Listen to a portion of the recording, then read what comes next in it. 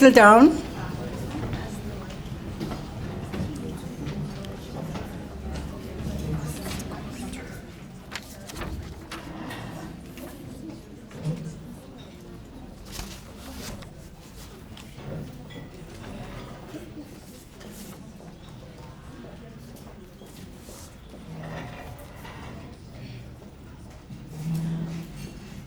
So can the ladies who are still getting some tea, get a tea and come and settle down in their table. We're about to start and our guests are on their way to the room.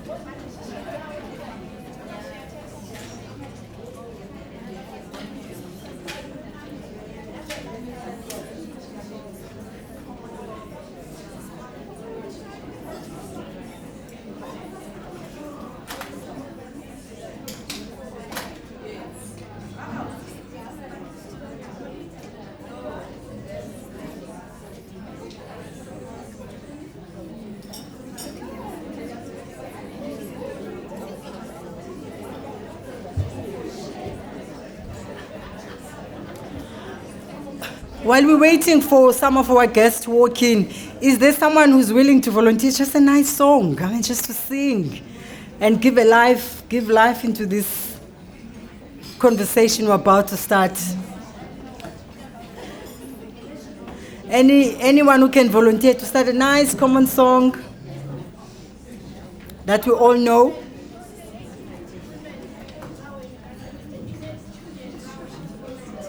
Lady Kamalama Koska Valbongwe.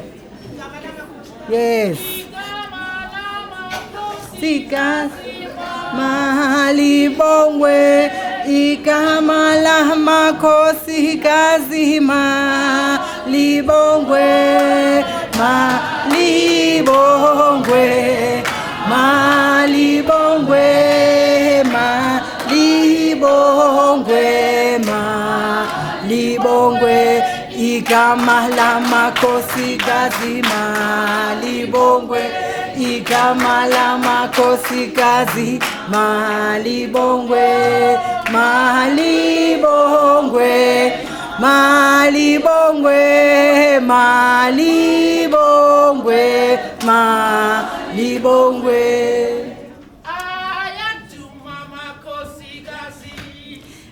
Ayatuma makosi kazi, ayatuma makosi kazi, ayongene parlamente, ayatuma makosi kazi, ayatuma makosi kazi, ayatuma makosi kazi, ayongene parlamente. Ayatuma makosi kazi, ayatuma makosi kazi, ayatuma makosi kazi, ayongene parlamente, ayatuma makosi kazi, ayatuma makosi kazi, ayatuma makosi kazi, ayongene parlamente.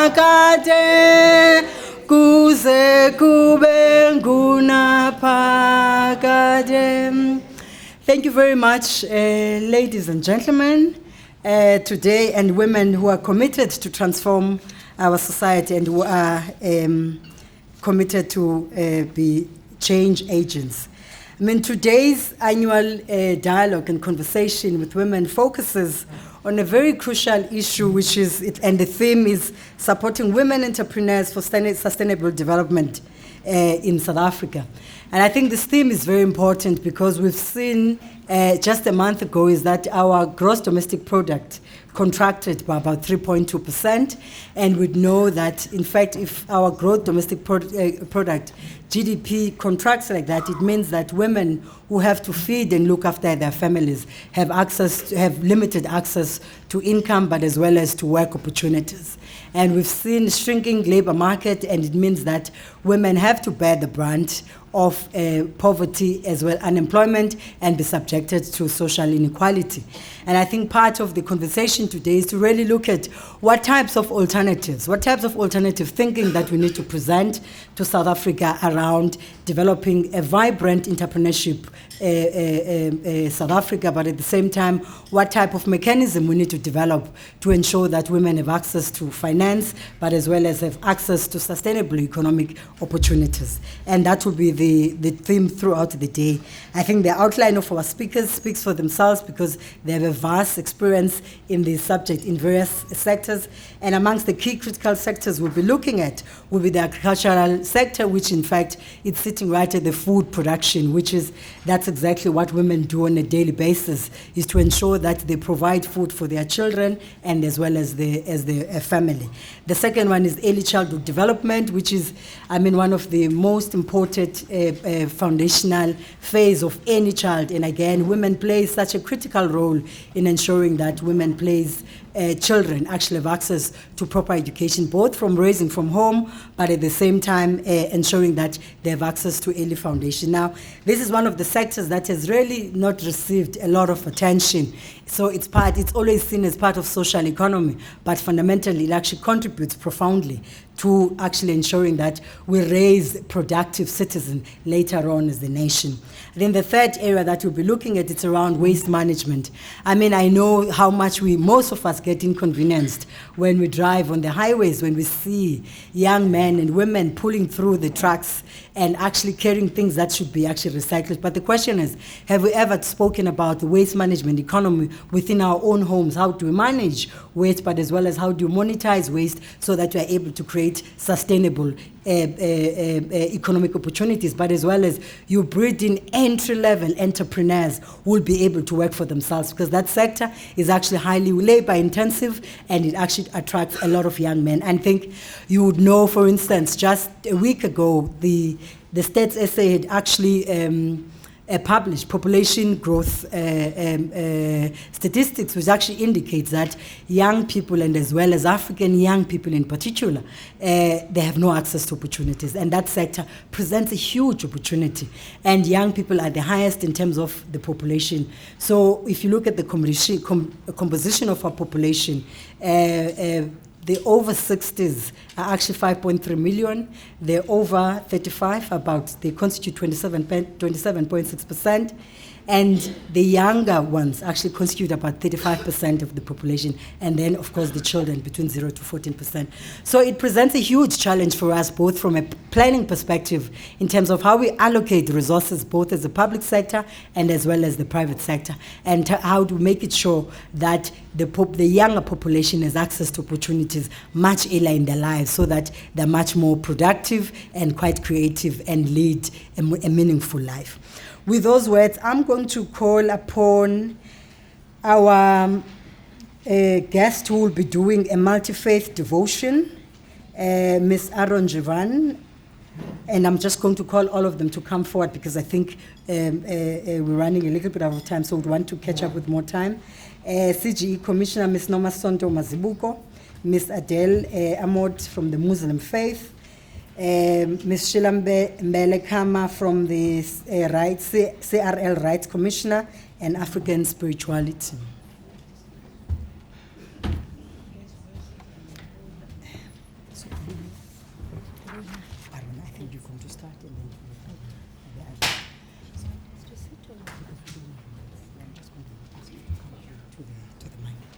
So we will now receive our first devotion from Ms. Aaron Jivana.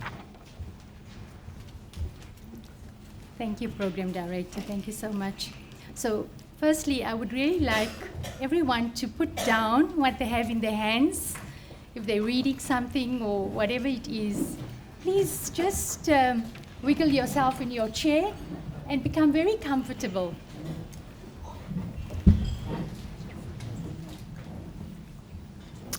Because it's very important that we create this presence, because we have to be present in what we are doing today, so that we can absorb and we can respond in the way that we would like to use an energy from inside of ourselves, which is authentic, which is real. So greetings of peace to each and every one of you, all my brothers and sisters. The word Om Shanti means I am a peaceful being.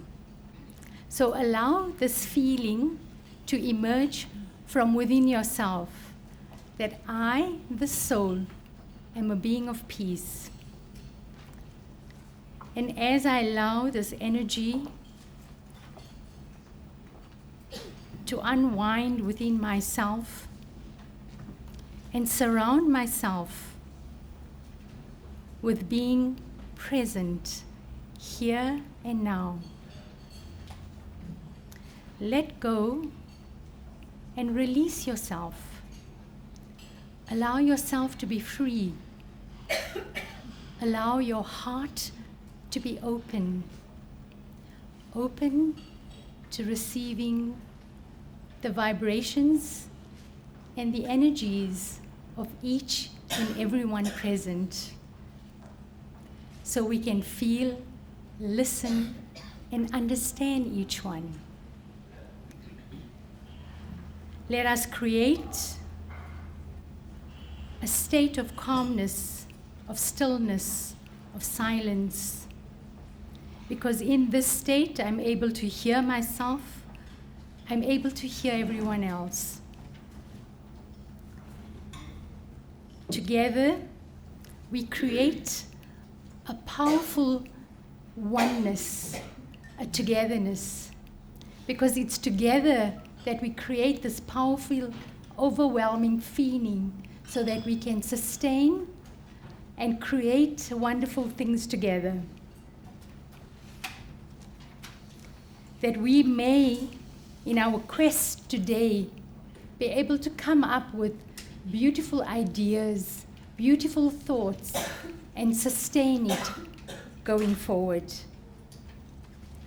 We are preparing the soil, and preparing the soil is turning inwardly to connect to our goodness.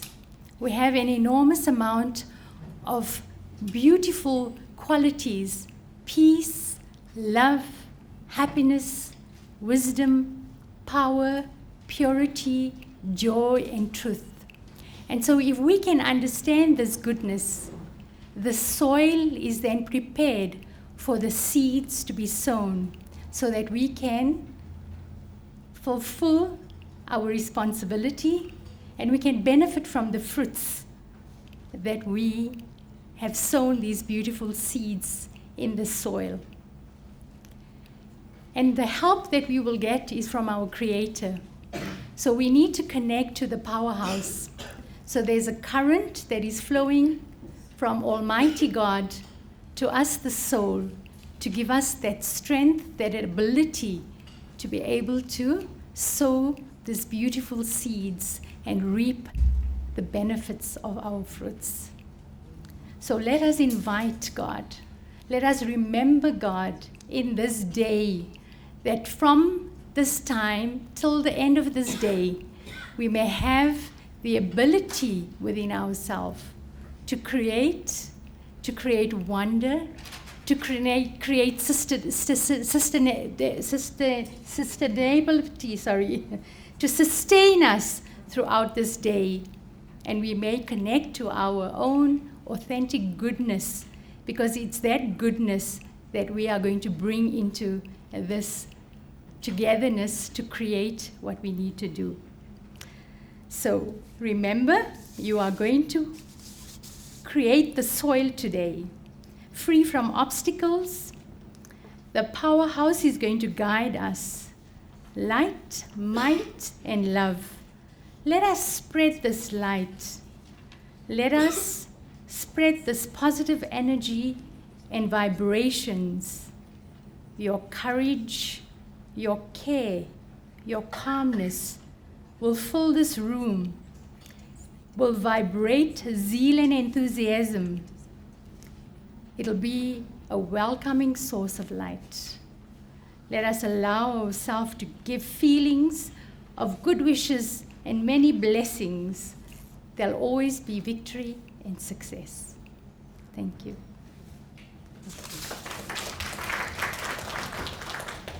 We'll now call Ms. Adalia Ahmad.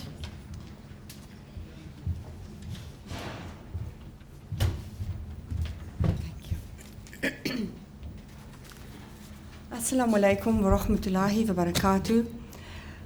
May Allah's peace and blessings be on each and every one present here today. I first of all would like to start off by extending my deepest gratitude to Martha for inviting me here today, as well as all the organizers for this inspirational and wonderful event. And most of all, I would like to commend all the participants as well as the organizers for this initiative to always strive forward to make the world a better place by looking after the women in our communities. Because if you look after a woman, you truly look after a nation. Now, I was asked to also give a short message here today, other than doing the Islamic prayer, which I'll do at the end. And I want to deliver a short message with regards to healing and restoration. And before we can talk about healing of ourselves and restoration of our being, we need to understand who we are. How will you feel if I say to you, you don't have a soul? None of you have a soul. You are a soul. You have a body and you have a personality. Now, we are all here as souls in this worldly plane, correct? We all have a body, we all have a personality, and we all have a soul, but everything about you with regards to your body, from your skin color to your hair, to your height, to your size, were you fat or thin, tall or short, to the events that you experience in your life, to the people that you meet, to the relationships that you have, each and every event that you're going to experience in this earthly plane is all part of your soul's unique development in the effort that it may transform itself to a higher sense of spiritual awareness and to raise its consciousness to a higher vibration. Now, to do that brings me to the message of restoration and healing. So yes, absolutely, the processes of restoration and to take remedial action where injustices has been served upon people, absolutely vital in the process towards healing and restoration. It's a given that we all have a sense of justice, of what is right and what is wrong. And when remedial action has been taken, we know that there is that sense of relief, correct? But what else is missing in that recipe is the fact that we need to heal on a much deeper level of our soul's being. Now, when we talk about healing, we're really talking about detoxing from the emotional burdens of the past, of that which we have hurt us. We have to get rid of that emotional toxins, that negative vibrational energies that filters and that blocks our soul's energy. So when we talk about healing, it is not just to remove these negative energies and these blockages that is blocking our souls from achieving our heights that we are supposed to achieve in this world, but it is more so also to find the wisdom in our wounds. Because when you can find and derive the wisdom from your wounds, you can integrate that into your soul's pool of wisdom so that you can evolve to a higher state of consciousness, of awareness, and of spiritual higher vibration. Because ultimately you are a soul living on an earth plane, here to purify yourself as a soul, here to heal, and here to raise your spiritual awareness and consciousness to a higher state of evolution. Hence you are in this earthly plane, and hence you leave this earthly plane. So to do this, there's a starting point for everything in life, correct? And it starts with a choice. Beyond that, when we want to embark on this journey of healing, it starts with a component of desire. You must want to heal your soul. You must want to raise your consciousness and get rid of the negative energies that hold you down. Because as much as the restoration process gives us a sense of justice, how many of us still walk with resentment, with hurt, with hatred? And it's those aspects that we need to heal our souls from, so that we can go from the process of self-discovery, healing, transformation, and transcendency, where we transcend on our soul's journey. So for now, I do have a short meditation, which with the program director we will fit in by the grace of the Creator at a later stage. It is about a 10-minute process. But for now, I would like to end there and just do the Islamic prayers. And thank you once again for your time.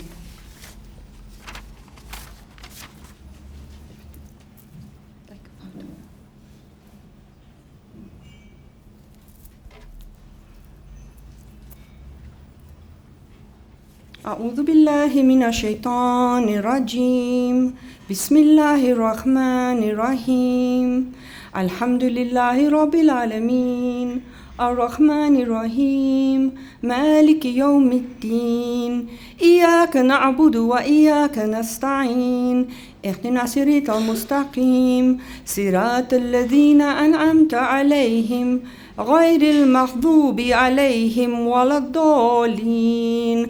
Ameen. In the name of Allah, most kind, most merciful, all praise belongs to Allah, the Lord of the entire universe, seen and unseen, the most kind, the most merciful, Master of the Day of Judgment. You alone do we worship, and you alone do we ask for help. Guide us onto the straight path, the way of those on whom you have bestowed your favor and your grace, not those on whom you have earned your wrath.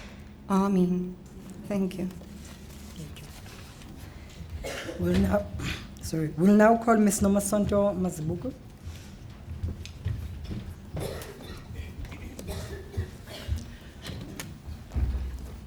I greet you all in the wonderful name of our Lord Jesus Christ. Amen. Let us bow our heads in prayer.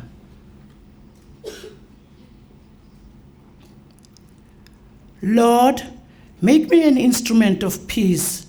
Bless all women who daily strike and bring peace to their communities, their homes, and their hearts, and give them strength to continue to sword into places where there is discourse. Where there is hatred, let them sow love. We pray for all women who face prejudice, inequality, and gender disparities. Help us to see and face the discrimination against all women, especially women with disabilities. Where there is injury, pardon. Comfort all women who suffer from the pain of violence, abuse. Help them to become more instruments of thy reconciliatory peace. Where there is division, unity. Forgive all women and men who let different spaces of hate and discrimination. Let them be example of creation of help. Where there is darkness, there should be light. Where there is untruth, there should be truth. Comfort all women who struggle in the darkness and all of the women who are still under abuse and poverty.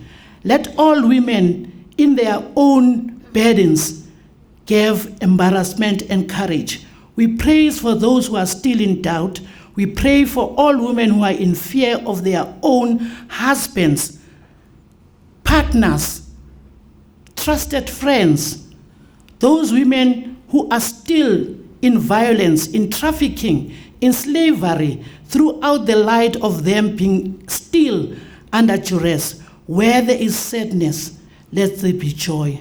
Help us to see through all the goodness of those women and men who transform our hearts to celebrate the peace and the love in our land, South Africa. Esikhathini samanje uNkulunkulu wethu sibonga ithuba sipha lona. Sibonga bonke laba kade behlangene bezozuza lolusuku lanamhlanje. Siyayibonga University yase South Africa. Siyayibonga iUN la izobona khona ukuthi amakhosikazi nabantwana bamantombazana bengasahlupheki. Siyabonga uNkulunkulu ngeSAWID eloko iphokophele ekuboneni ukuthi bakhona. Sibonga uNkulunkulu wethu ukuthi usihlanganise la ukuthi namhlanje sizobuyisana abantu bethu abadala esibabonayo la nentsha yethu. Sicela ukuthi abantu eSouth Africa baye ezikolweni babone ukuthi bayayitshala imbewu sithole ukudla. Sifisa ukuthi amaphoyisa ethu athembeke baba wethu. Konke lokhu sikubonga sokucela ngoJesu Kristu inkosi yethu. Amen. Thank you. We'll now call Ms. Sheila Mbele. Come on.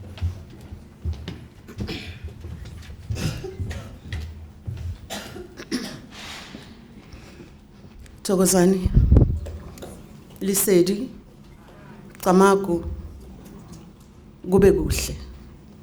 I stand here as a daughter of this land. I stand here as an African, a very proud African lady, or mother, or sister, or aunt. I stand here very proud to see my family, my sisters, my Abu Mamkul, Abu Mamngan. I stand here very proud that together we can make this happen. I stand here to say all is possible. It's upon us. You once walked this land. You fought for this space. We are here now. We are here to rule. We are here to lead. Isn't it that we led? Isn't it that we made Africa? Isn't it that we called by names, but we still led? May I call upon the spirit of the East of Africa. May I call upon the spirit of the North of Africa. May I call upon the spirit of the West and the spirit of the South. Why I'm doing so, and starting from the East right round, that's how Africa stands. It doesn't go downward, it goes this way to the South. Allow me to call the spirit of the ocean on the South, the spirit of the grandmothers, the spirit that gave birth to us, the spirit that gave birth to the land, the spirit that gave birth to all what we know, the spirit that gave birth to the men, the grandmothers, the moon, and everyone. May I call upon the spirit of women of Africa, of South Africa, that fought for the day. May I call upon all the spirit known and unknown, the spirits of our animals, that we no longer know them, that we no longer benefit, we no longer speak to them. May I call the spirit of the plants that are ourselves, that each and every house had a plant that would have survived with. Today they are not in our hands. Someone is eating outside. They have been patented outside. We no longer have them. They are coded. As we stand here, we have to think about what would have happened if traditional medicine was in our hand. What would have happened? May I call the spirit of all that I know and unknown, and may I call the spirit of those that led the struggle. I may not call them all, but I would like to raise the spirit of those that I may call. Long live the spirit. Long live the spirit of the unknown, but known to our hearts. Long live the spirit of Lilengoi. Long live. Long live the spirit of Mama Lutuli. Long live. Long live the spirit of Mama Winnie Madikizela Mandela. Long live. And long live to all spirits that fought for justice, that fought for humanity, that fought for our rights. We have a right, we are women. May all the gods of Africa and the goddesses of Africa, this is the only land that prides itself with the goddesses. We are the beginning and the end in this universe. May I say, Tamako, we are all spirits. As we speak, I am because you are. This is given birth by mothers of this land. Be proud, mother. Run the race. Never forget your daughter. Your children are crying. Remember those that were thrown overboard and eaten by sharks. Remember those that were stolen from our land, the beautiful land, that never came back. as we do this, remember that they are crying somewhere. Remember that we belong to Africa. We know no words of xenophobia. We know a word of us being Africans, and be proud of Africans. I call upon the Spirit of the Almighty to bless us, to bless all the day, to bless us and bless us with the knowledge. Ngicela ukuthi konke basinika amandla kuvuleka ikhanda, kuvuleka ingqondo sikwazi ukukhuluma, ngingazikhulumeli ngikhulumele bonke. Bakunika amandla ukubona kude, bakunika amandla ukubona kude. Ukwazi ukulihamba ibanga ulivule njengabahambe ngaphambili. Bakunika amandla ukukhuluma konke ukwenze kwenzeke. The mother speak the language that makes that. It's a language of healing, the language of making. That is the mother. The mother can say angengidle, but my kids are going to eat.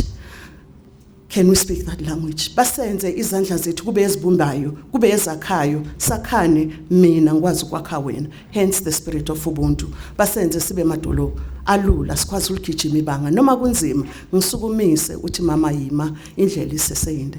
I call upon all the spirit of Nzambis, all the spirit of queens of our land. We are our queen. We're the queen that are reigning now. Let's reign the queens. Thokozani.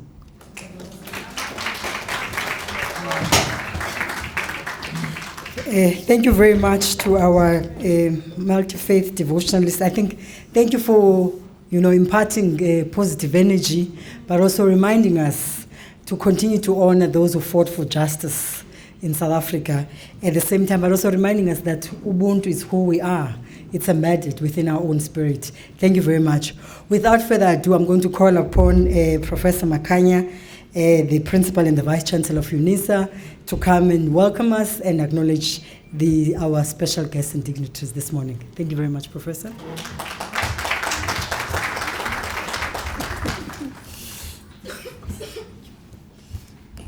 Thank you so much, Program Director, Ms. Pelisa Komo, who is the development economist, feminist, and social justice activist. Let me greet in the following order Ms. Thembi Siweya, the Deputy Minister in the Presidency, and the guests that are accompanying her, Mrs. Togo Mbumlwana, the Chairperson of the South African Women in Dialogue, SAWID, Trust, and other members of SAWID and SAWID, Ms. N. Gitugu Shongwe, Country Representative of UN Women's South Africa Multi-Party Country Office, and other members of UN Women.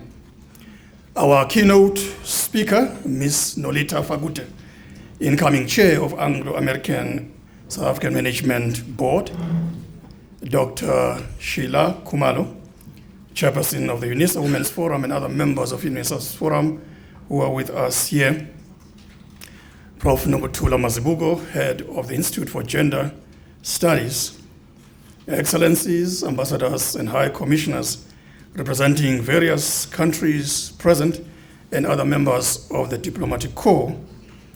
And I will not miss in this opportunity to greet our members of council who are with us here today, to thank them for supporting us.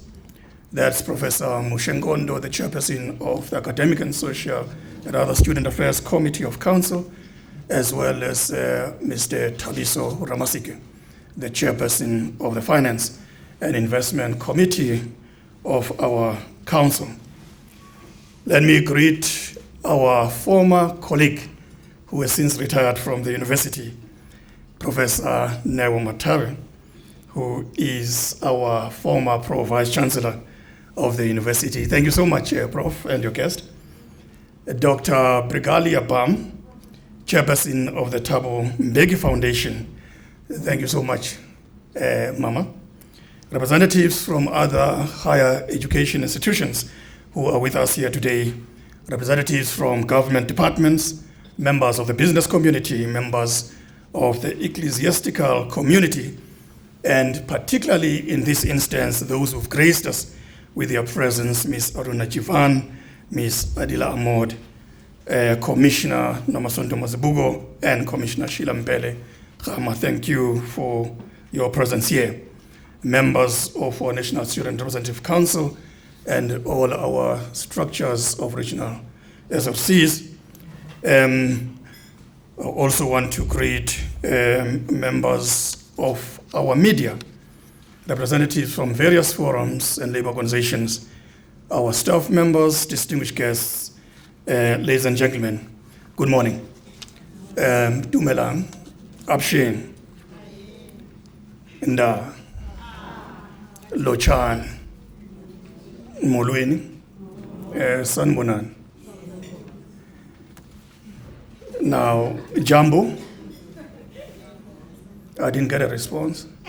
I'm counting. Second, Bondier, no response again. Bonjour, no response again. Ladies and gentlemen, a very warm welcome to all of you to this important dialogue. I particularly want to applaud the theme for today, supporting women entrepreneurs for sustainable economic development, because it goes to the very heart of the massive dilemma that we are facing as a country, but also as a continent, when it comes to accelerating entrepreneurship for sustainable economic development.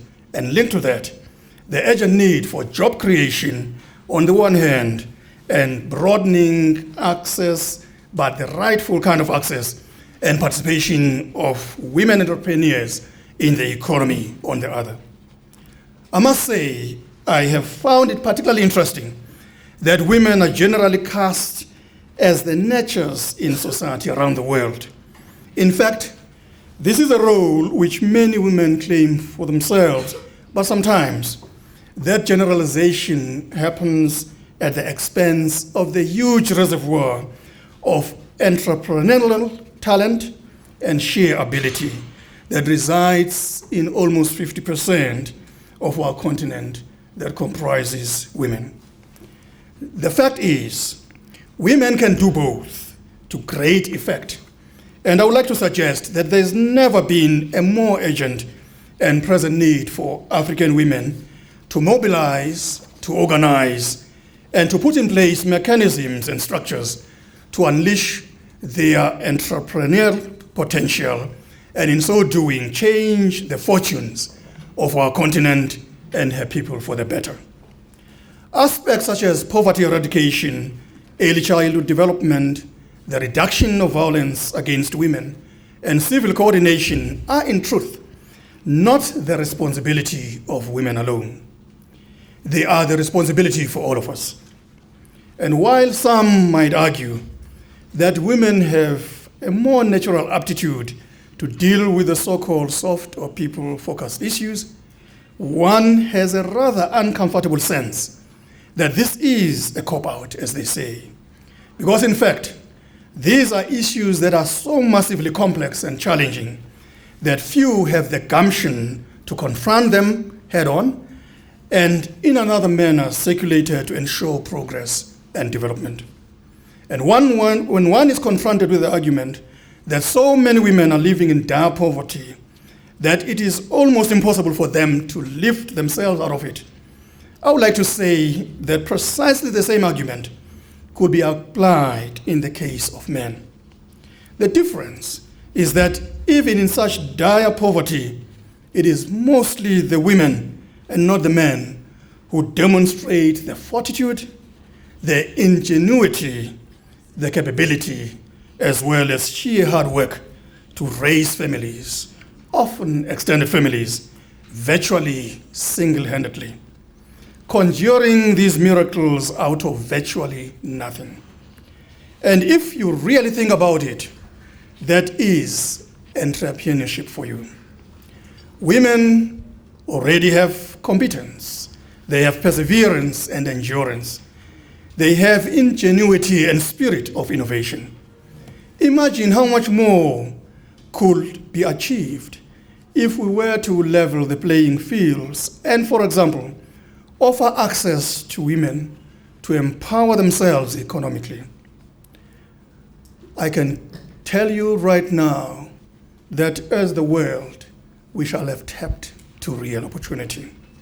The truth is that current economic models at macro, micro, and meso levels are supported by structures that are not designed for upliftment and empowerment of people who are working from the ground up.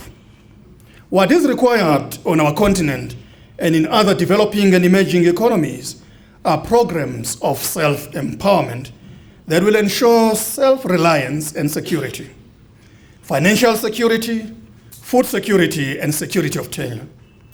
I'm sure I have no need to remind us that these securities are completely aligned to the SDGs, and that in addressing them, we will be contributing in the attainment of these SDGs.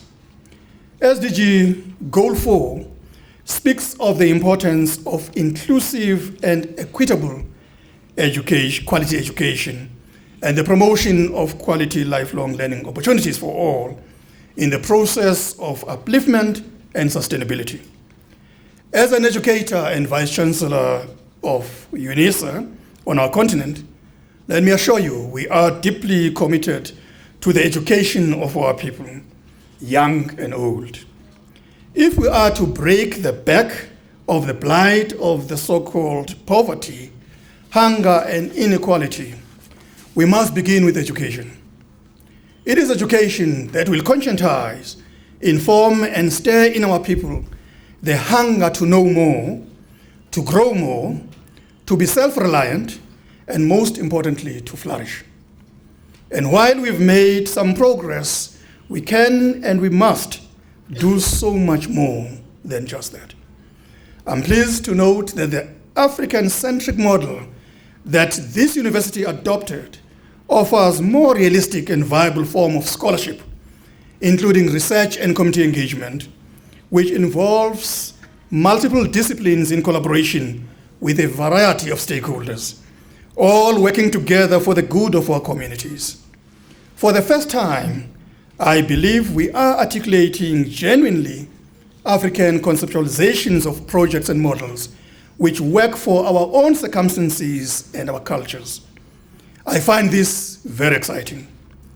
This rise in consciousness can be noted across this country and our region, and in fact, mostly if you go across the continent, that is what we shall witness. Africans clearly feel a growing need to be in charge of their own destinies, and they are demonstrating that in action. And so I'm very positive, but having said that, we will only achieve our goals where women are encouraged to play their roles as equal partners in our own development. I can offer you an example of what we can do without having to think too much. In South Africa, we've noted the incredible way in which the concept of a stokvel is being expanded across an array of economic areas, as well as beyond. Stokvels are now digital, banks are offering stokvel accounts, and there are even stokvel apps. Stokvels are quintessentially African. It's an ancient practice, and largely it is women-driven. And it is women who have ensured their enduring popularity. Stokvels work, and they've flourished because of women. Indian women have also taken up the call to action, and the government of India now offers a range of microloan schemes to boost women entrepreneurship. This amounts loans are small, repayment periods are generous, and in some cases may be increased as the woman's record of repayment is honored and strengthened.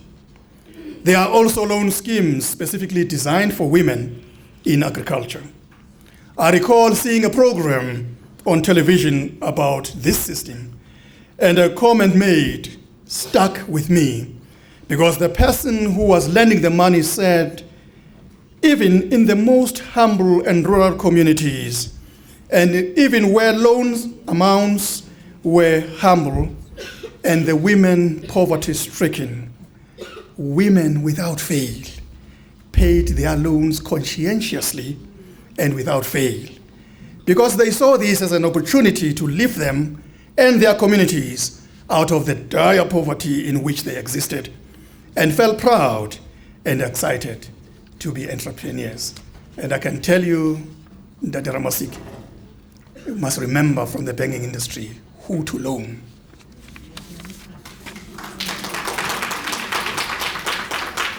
Over a decade ago, the Buddhist activist and scholar Joanna Macy, along with others such as David Cotton, Rianne Eisler, and Thomas Berry, coined the term the Great Turning, which refers to the global shift from an industrial growth society to a life-sustaining civilization. This, one assumes, emanated from the realization that we are not living in harmony with our planet, but rather we are destroying it ourselves in the process. The time for great turning is now. I would like to suggest that Africans have always understood that the most intimate of relationships between humankind and the planet which we inhabit, and the need to ensure that all live together as part of a great ecosystem. And so, in a very real sense, this is the path that might seem more natural to us than it would to others. So let us live it. This dialogue then seeks to address ways in which women can be supported in their development as entrepreneurs for sustainable economic development. In this spirit, the University of South Africa, through the Women's Forum, the UNISA Institute for Gender Studies, agreed to collaborate with the South African Women in Dialogue, SAWID. And in this platform, and the UN Women, on this platform and the UN Women, to host this celebratory dialogue. The purpose of the dialogue is not only noble, it is, I must say, imperative and quite simply the right thing to do. And so, distinguished guests, ladies and gentlemen, you will understand my delight and support when I extend a very warm welcome to each and every one of you to the university and to this dialogue. Given the very dynamic list of speakers, presenters, and discussants, I have no doubt whatsoever that the dialogue will lend impetus to and generate a transformation that will make solid inroads into the entrepreneur development agenda that we all so desire. With these few words, I just want to say once again, you are most welcome. Just feel at home. This is your university, by the way. Thank you.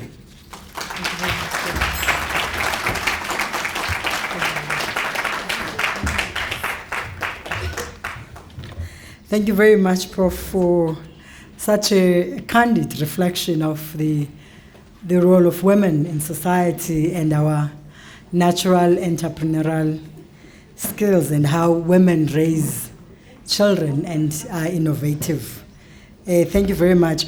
We would like to get access to that speech, Prof, so that we can share with the younger generation so that they actually understand that when we talk about the profound role of women in society, that it remains a reminder to them. Now, we will just do a slight changes in our program because one of our speakers has to actually go for an interview. So we will, initially we're going to call two speakers. We're going to be setting the scene from both SAWID and UN Women. We'll just defer that for a second and we'll ask the Deputy Minister to come and provide her message of support.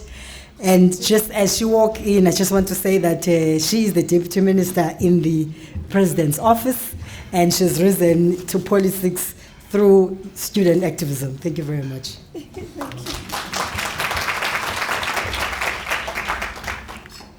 So excited to be here.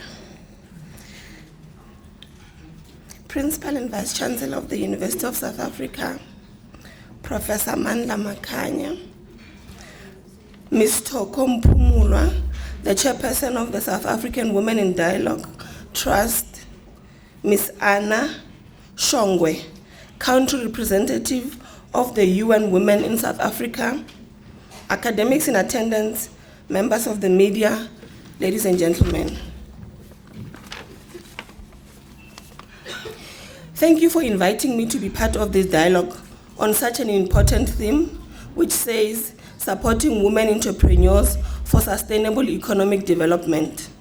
This theme is closely linked to that of the overall government theme, which says 25 years of democracy, growing South Africa together for women emancipation. Women have an important role to play in building the country's economy, assisting in job creation, helping in uplifting families out of poverty. The promotion of gender equality and women's empowerment is central to our efforts to combat poverty and stimulate sustainable development. Statistics South Africa's labor market dynamic of 2008 to 2015 shows that women own 24% of the 670,000 formal small and 40% of the 1.5 million informal small businesses. These statistics indicate clearly that more still needs to be done to ensure the emancipation of women and integration into the formal economy. It is therefore important that both the relevant public and private sector institutions support women's initiatives and assist in removing potential economic and social inhibitors such as access to land, funding, technology, mentorship, training, and gender-based violence. These elements continue to impede on women's full participation in the mainstream economy. We have to start by ensuring that women have access to land and are capacitated to turn it into viable business. The Presidential George Summit Framework Agreement has identified land as a critical requirement for women enterprises to thrive. It states that new hectares should be allocated under black ownership, in particular women, and mandate governments to investigate ways to strengthen local procurement and facilitate the emergence of women-owned enterprises and worker enterprises. This will include cooperatives within the same projects. The funding model needs to be constantly monitored to ensure that women enterprises are prioritized and the repayment models are flexible enough to allow for growth and development. For instance, the Gender and Women Empowerment GWE unit in the Department of Trade and Industry and Competition has established an exclusive women's fund called Isivande Women's Fund, IWF, which is aimed at accelerating women economic empowerment by providing more affordable, usable, and responsive financial methods which are currently available. The IWF formally registered enterprises that are 50% plus one, share women-owned and or managed enterprises that have been in existence and operating for at least 6 months with a loan range from 30,000 to 2 million. In this advent of the fourth industrial revolution, where cows are able to send SMSs to their owners, we need to link women with relevant science and technology-driven business solutions that will improve their business creativity and potential. We also need to reward those women who have used technology to grow their businesses. We are grateful that the GWE unit has already had such a foresight and have initiated the Technology for Women in Business, TWIB, to accelerate women's economic empowerment and the development of women-owned enterprises through the recognition of technology-based businesses, application, and other systems. It meant to unlock constraints to enterprise innovation and growth, as well as global competitiveness. One of the acute challenges we face as a country is the shortage of critical skills in most sectors. Again, the GWE unit has established a program called Be Avumile Skills Development Initiative. This program is a women's empowerment capacity building initiative aimed at identifying talent in the arts and craft and textile and clothing sectors. It is a formal training program to develop women's expertise in the production of marketable goods and the creation of formal enterprises in the creative industry. Women cannot continue to operate in margins of the economy and left to scrap for scrambles. We need to nurture young girls at an early age to aspire to own and lead profitable enterprises. This past weekend, I attended an engagement session with grade 11 and grade 12 learners, which was organized by Brand South Africa, in particular in partnership with Youth Economic Alliance in Mpumalanga, which was under the theme 10 Ideas into Currencies. I was amazed by innovative ideas that were shared by these young people. I was also pleasantly inspired to see more young girls who want to start their own businesses. We surely cannot fail them in their desires. We commend organizations such as the South African Women in Dialogue, Youth Economic Alliance, and South African Women in Construction, and the United Nations for their commitment to create conducive environment for women businesses to thrive, just like this platform. We urge more women who have broken the glass ceiling to extend their hand to other women, especially those in previously disadvantaged communities. We have to create platforms such as this for women to share experiences and assist each other to overcome economic hurdles. Women entrepreneurs will not be able to grow in a patriarchal environment where they are viewed as inferior, paid less compared to their male counterparts, and subjected to sexual violation and all sorts of abuse. We have to stand against gender-based violence, report all perpetrators, and make them pay for their hideous crimes. No woman can grow a successful business for as long as they cannot walk freely on the streets.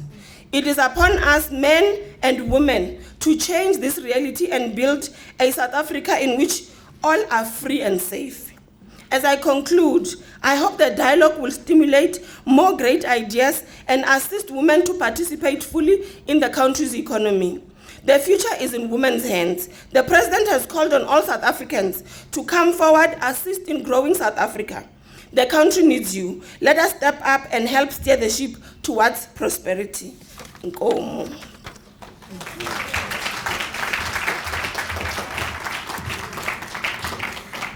Thank you very much, Deputy Minister, for your message of support, your commitment to working with women, and the initiatives that you are undertaking in the public sector to support women. I think I particularly like the point you're making that building safer communities is very important for building resilient local economies. Because if communities are not safe, how would women be able to trade? So it's important that we build safe communities. We will now call upon two of our speakers who will be setting the scene for us. I think the first one is going to be Dr. Vuyoma Hlati, the chair of South African Women in Dialogue, the chair of the South African Women Development Commission. Take a seat. She's a development entrepreneur, a visionary, and she currently chaired, I think probably all of us know, the advisory panel on land restitution in South Africa. And she released a very comprehensive report on land restitution and address issues of access to land for women. So she will be outlining to us and why we're here and the importance of SAWID hosting these annual dialogues. Over to you. Thank you so much. Malbongwe.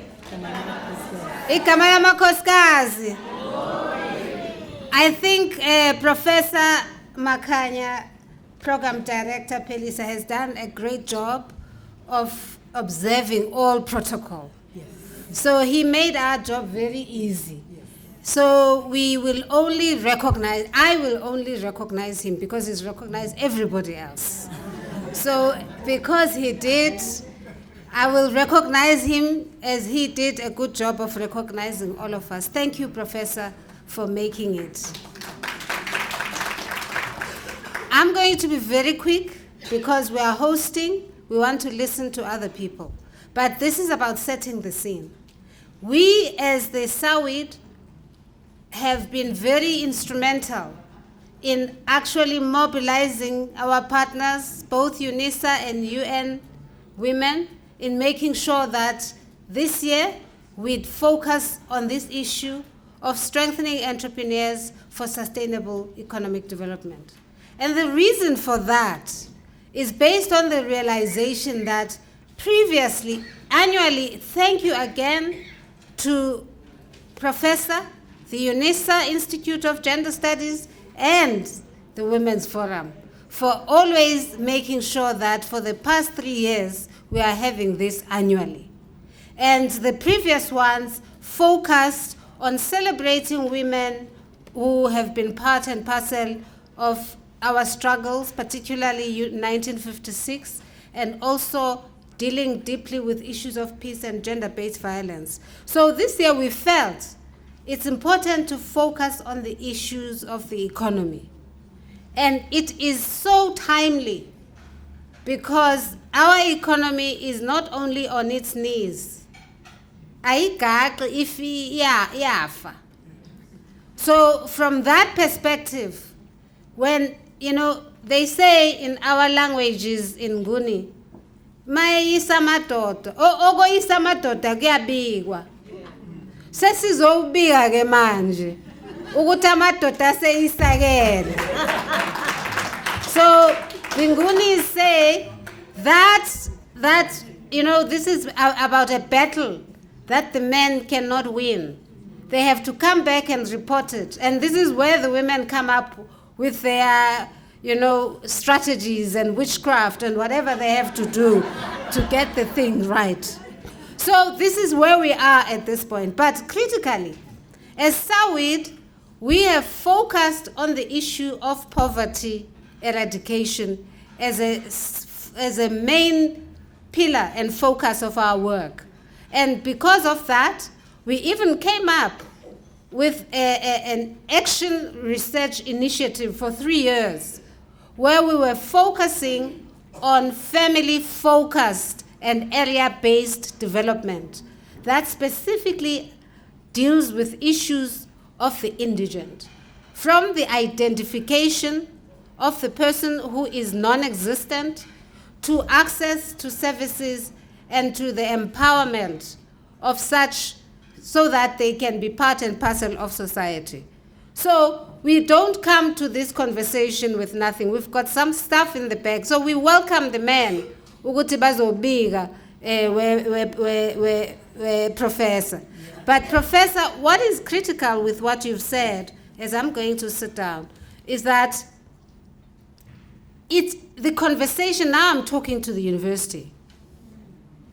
We have said so many times that the economic structure needs to change. We have struggled with the meaning of that. And it is beautiful when a sociologist articulates it so beautifully in terms of we are stuck with conjuring miracles out of nothing. We are stuck with having to survive. And as women, we no longer ask the question of what do you want when we engage in dialogues. We ask the question of how do you survive? Because the question of how you survive actually begins to focus us on what we should be building on, not what we should be imposing. And I believe that the spaces are open now. We have struggled, some of us, in the policy spaces. But we are trying very hard that the shift focuses on the reality, that even some of the things that we were part and parcel of have not worked. And let us open the space to deal with the reality of what we should do. So let us not take this, and as we talk about the fourth industrialist, let us focus on what Professor also and the Minister talked to, but the life-sustaining civilization. It is not the technology that changes your life. The technology is an instrument. It is the mindset and how the relations, the social dynamics, the power dynamics are managed. Those are not going to be managed through technology. We need to give guidance to those. So we say to the university, as the world and our own country focuses on the fourth industrialists, let us not be confused about the psychosocial implications of what we are having to deal with. And we are ready as SAWID to work with you. Already as SAWID, we took our training program on the psychosocial training of social auxiliary workers, and already the university took it further, and we are so excited that the Department of Social Work already had students that are part of that, and it is part of our working together. And we're hopeful, Professor Mazibuko, that we will be taking this further now in terms of other gender-based programs. So in conclusion, we have decided to focus on social entrepreneurs as a critical issue of entrepreneurship, and hence the issue of ECD, early childhood development, because that's a social enterprise. It focuses on our children, but it has an opportunity to create opportunities for our women. We focus on agriculture, about household food security, which is a very critical issue. We are insecure food-wise as a country. We're sitting with severe insecurity in urban areas of over 50%, and in rural areas, over 40%. So basically, this shifts the focus. So when we're talking as women, we're not talking just for our pockets. We are also talking about impact in society. And we've also included waste management because of the very same issue. So all the best, and thank you so much for honoring us, and thank you for partnering us as well.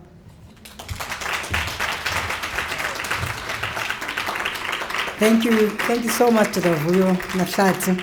So sizobika that the structural economy and the macroeconomic organization of our country is not working. Sizobika, and women are exploring alternatives.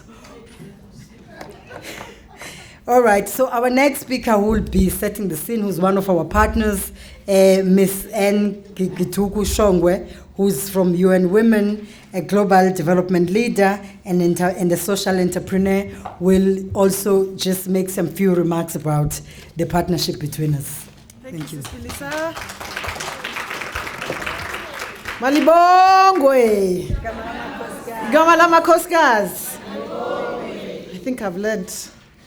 I want to follow on Sis Vuyo's riding on protocol. Thank you, Prof, for starting us off so well. But of course, I think I should at least recognize our elder mom, Brigalia, just because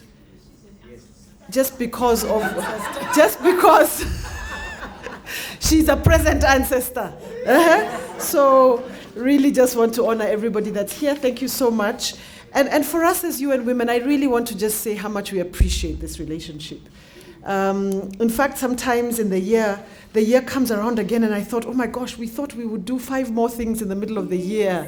And the year has already come around again. I was saying to Prof. Makanya, we're already here again. We hadn't done all the things we thought we would do in the course of the year. So I think we need to challenge ourselves and maybe set a calendar where somehow we do something every quarter that really shows a shift in what we do. Because I think we do it, but maybe we don't record it as such. For instance, we pulled together, Sis Togo, to work with the Land Commission to prepare for the report so that women were able to input into the expropriation bill, because that expropriation bill was going to go on the table without input from women. But we are fortunate our own sister is there, and she sent a message and says, are we going to move without women's input? And so we quickly pulled together, and that's the power of this partnership. So Sis Sheila, we really appreciate this relationship and want to grow it, strengthen it, and see how we can continue to grow. So I just wanted to share, because I've been thinking, what does one really say here for people who have had this conversation in so many ways? And I remember that 3 years ago, or 2 years ago, Sis Pumzile our executive director, with the Secretary General, called this high-level panel to ask these questions. What would shift the economy for women's sake if we really, really identified the key drivers? So I'm not going to go into detail around it. I can share the report so that we can share it with all the participants. But I just wanted to highlight what we came up with as 7 drivers that are critical for us to look at what an inclusive economy would really look like. And it is something that we've been sort of trying to convince Ms. Trudy in the presidency to ask her, can we try to find a way to push for an inclusive economy framework, macroeconomic framework? What could that really look like for South Africa? We've done that in Vietnam. We've done, as UN Women, we've done that in Vietnam. We're looking at it now in Brazil. It is a framework that we can do in South Africa. It would actually ask, what are those drivers of the economy that are missing? So there are 7 drivers, and I'll just go through them quickly. The first one is about norms. It's about social norms and stereotypes. I think we all talked about it. But it's interesting, we talk about gendered social norms, and in particular in the context of violence against women and sexual harassment in the workplace, and those sort of norms that are perpetuated. But there's also economic norms. And just what is the culture of the economy, and how do we start making sure that we're really seeking to end discriminatory norms within the economy that hold women back from accessing. I heard Minister mention some tools that are out there, some investments that are out there. I have been an entrepreneur in this country, and I couldn't access that. In my capacity where I stand here, I couldn't access those sort of financial products that exist. So there are barriers. So I think it's easy for us at an institutional level to say, go get this investment from X place. But then you get there and everything that you are is a barrier in and of itself because it's not designed with me in mind, right? So I think the big issue around the informal sector and women in the informal sector, I don't know that we've given it enough attention. Over 30% of the women in this economy sit in the informal sector. And so we see a woman walking down the road with a basket on her head with tomatoes and cabbages and so on, and she's going to try and figure out how to feed her family by selling it, but also by cooking it. So, but what happens tomorrow? And what happens the next day? And I have heard a lot about discussions about women cooperatives and cooperatives. When you think about norms, you cannot force partnerships. You cannot force cooperation. So there needs to be investment in the sheer norming and forming of cooperatives. Stokvels have come from deep work. By the time you sit together and have the trust to share that money, it comes from work. So let's not make assumptions that because women are in the informal sector, we can force them together and that somehow, magically, they will access the economy. So we need to think about that. What about the law? And I know, Sis Vuyo, you're like, we're tired. We've discussed policy forever. Let's not talk about it some more. But you know what's interesting? Is one of the things we're doing a big exercise across UN Women, especially in this Beijing Plus 25 season. And that is to look at discriminatory laws in countries to ensure that we end all discriminatory laws and that all laws that exist in a country are actually empowering of women and for gender equality. South Africa has about 82% laws that are not discriminatory. But that means that there are some laws that are discriminatory. When we were looking at the expropriation bill for land, one of the things that was interesting is that the Land Act itself, may consider women, but customary law will challenge the land. It will contradict the Land Act. So one of the big things we started talking about, and we've been working on a paper on that, is about harmonization of laws. And so there is a big gap. And unless we deal with that, we will find that there is a policy that promotes gender equality, but there is another one that contradicts it so much that you actually can't access that opportunity. So that whole space of reforming the law is a second one. The third one is the issue that we raise and is a subject of this celebratory conversation, is about unpaid work and care and this issue of ECD. I think the big thing with that is that we continue to hold back so many women because of the excessive burden that sits on women. And so if we have policies that are assuming that women entrepreneurs can actually access opportunity and thrive the way a male entrepreneur will, who doesn't then have the added burden of carrying his or her family or bringing up his and her family. We have the data that shows it's 20, 30, 40% more time that women spend.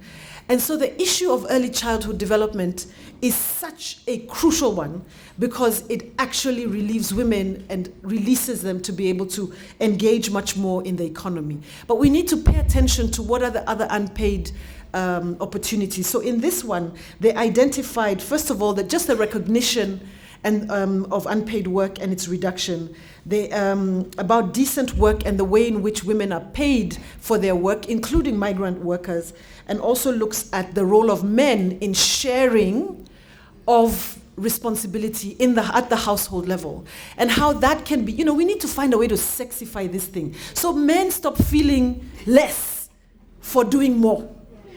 Because without them, and I think if Sis Vuyo, you, Sis Togo, you, myself, Sis Nolita, if we didn't have the kind of male partners that we have, honestly, we would not be able to do the kind of work that we do.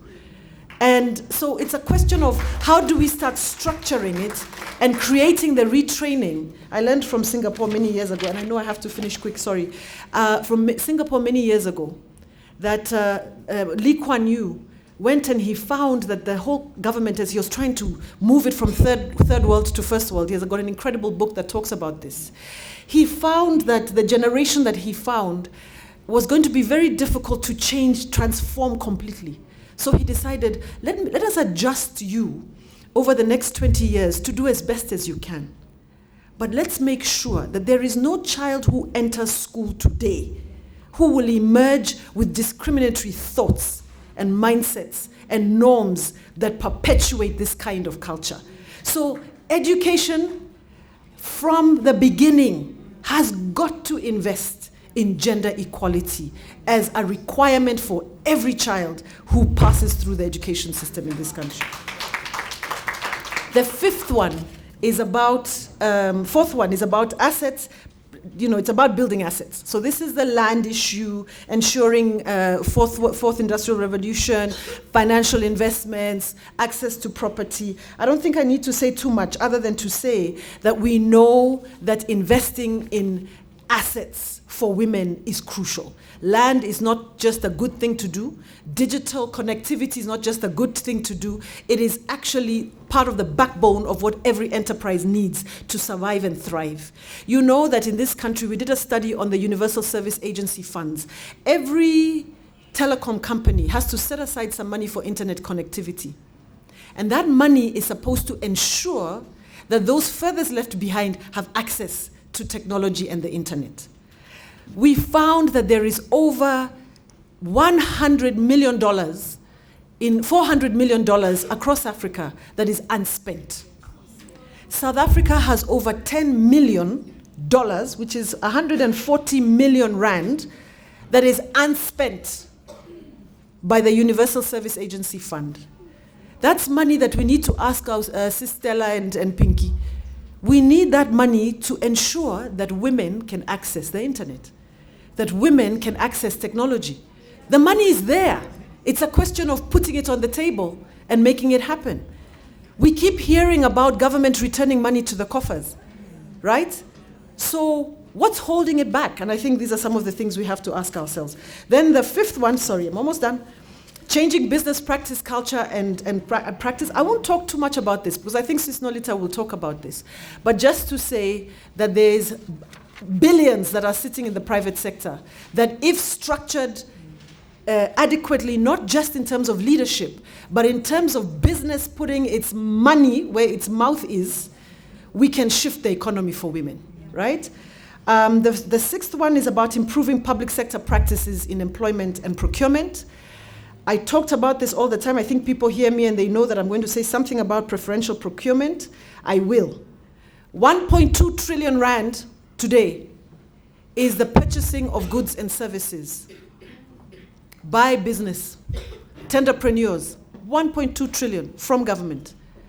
As at now, barely 9% of that goes to women-owned businesses, and it is mostly catering and events, which is fine. It's a start, but it is not moving the economy in the way it needs to move. It's not moving the industrialist. It's not moving the manufacturing. It's not moving solar energy and ESCOM and all these other sectors in our economy.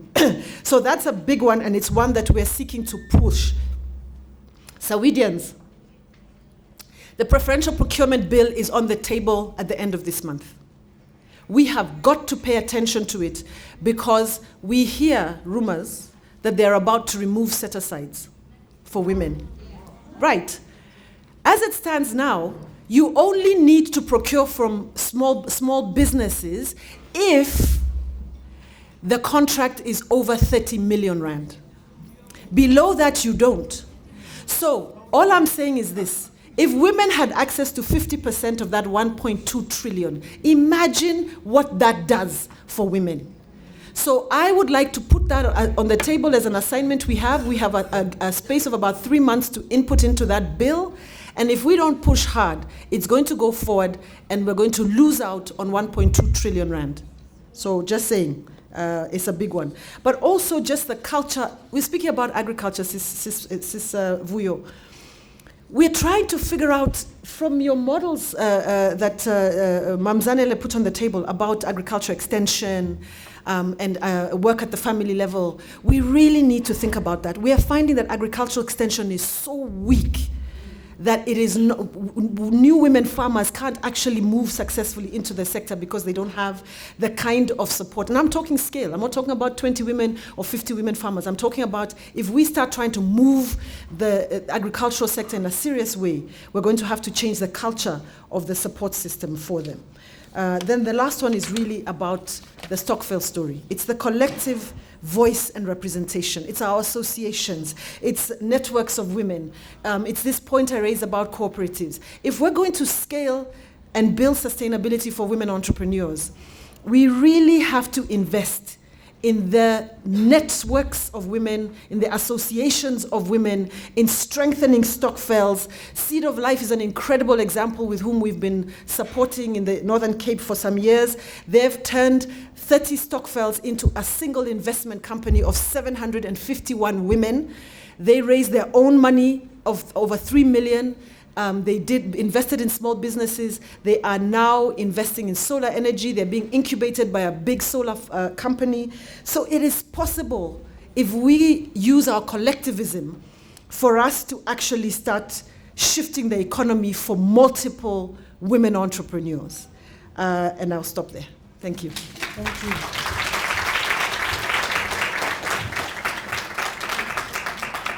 you. Wow. Thank you very much, Anna, for outlining the UN Women Program of Action. I mean, it's quite, but I think there's just 2 or 3 things that we need to take note of.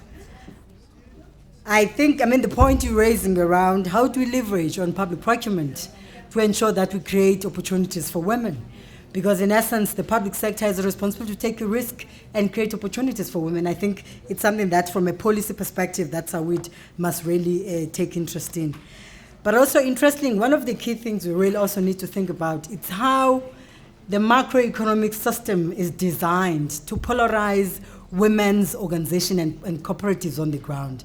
Is that naturally women have always advocated and they don't have issues around trust. They naturally build trust for social outcomes. So the question is, why are we struggling that women are not able to build trust and cooperate with each other for economic outcomes?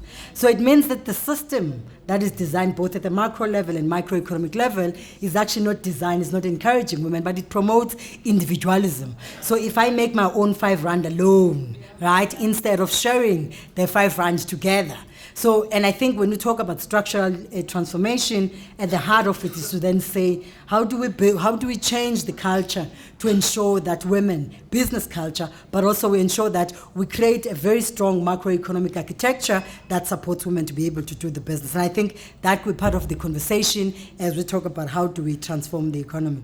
Now, we will call our keynote speaker, but obviously, I mean, in an African context, we don't call a speaker without just a nice song. There was a nice song that we heard earlier. Tuma aya tuma makosi kazi. Aya tuma makosi kazi. Tuma aya tuma makosi kazi. Siyongene palam. Tuma aya tuma makosi. Tuma aya tuma makosi. Tuma aya tuma makosi kazi. Sayongene palam. Tuma aya. We must get the energy. Tuma aya tuma makosi. Tuma aya tuma makosi kazi. Ayongene pala. Tuma aya tuma makosi. Tuma aya tuma makosi. Tuma aya tuma makosi. Sina siyongene parliamente. Thank you very much. Usis Nolita. Take a seat for food. Usis Nolita Fakude is our keynote speaker. I think she's known very well for advocating gender equity. I know her in my university when she was the chair and the president of Black Management Forum.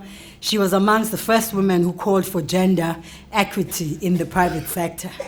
And there were people who supported her, but also there were people who actually were not supporting her because they didn't believe in women. She is the incoming chair of the Anglo-American, and I think we celebrate that given the role of Anglo-American in the South African economy. So she's going to be actually holding such a strategic position.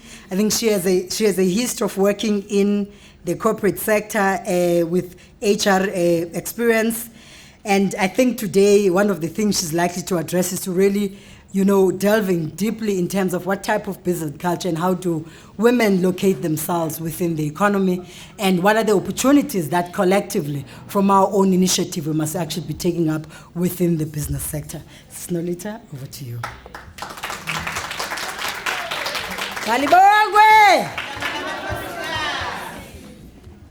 Thank you, my sister. This one is very naughty. Pelisa is, we've got a code name between the two of us. When we refer to people, I would say that one, Lulwa Biqi.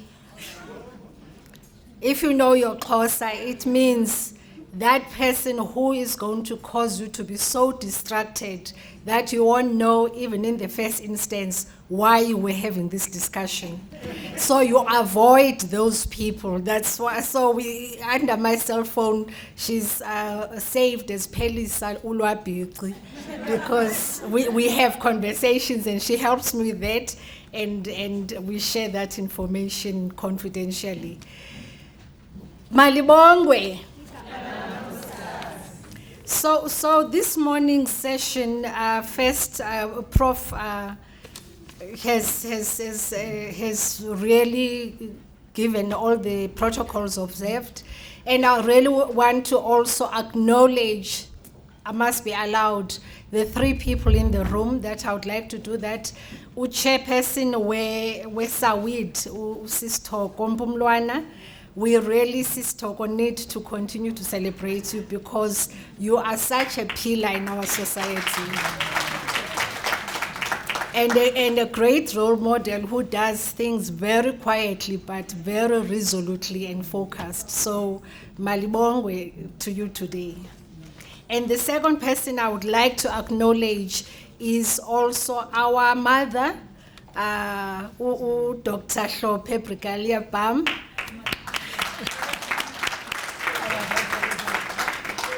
You know, in our culture, as my sister Dr. Vuyo Mashati had said, nxa kuthiwa something yonakele kubizwa omama abadala. But nowadays, when they say we need the elders, I get concerned and worried because they look to you, Vuyo, and Anne and me, and others. I'm like, where are the old people? So I'm so pleased. I was so delighted to see you this morning because I knew that at least we still have that safety network and wisdom in the room and many others who are here to ensure that as we continue in the next 25 years of our what's not economy, of our freedom and democracy, that we know we are not just doing that without an anchor, but we do that with the anchor that we get from you, as well as the religious and faith-based leaders that were here this morning. So we thank you very much for giving us that spirit and energy. Most of the issues that I was probably going to talk to were kind of very much well articulated by the three speakers before me who were setting the scene for the day, and that helped me greatly because it just means that my role for this morning is going to be much more easier than I had anticipated.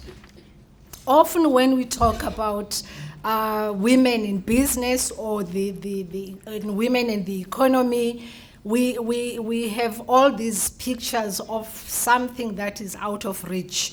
And my passion and my commitment over the years has been to demystify that is happening behind the boardroom doors.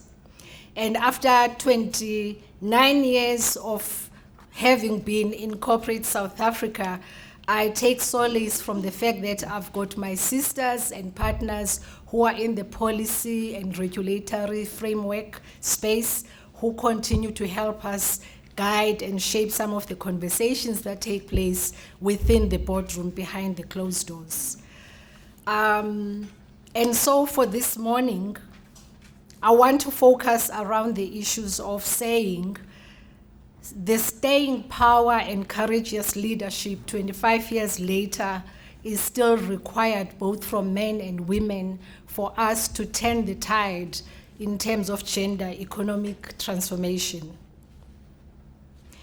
Anne has spoken a lot, and I'm really grateful that you've set the scene, and I wish you get another opportunity later to actually share more around the UN frameworks and UN Women initiatives that are there for us, and also just generally because some of these issues we grapple with, and we're trying to find the connections that will enable your voice to be stronger in the boardroom.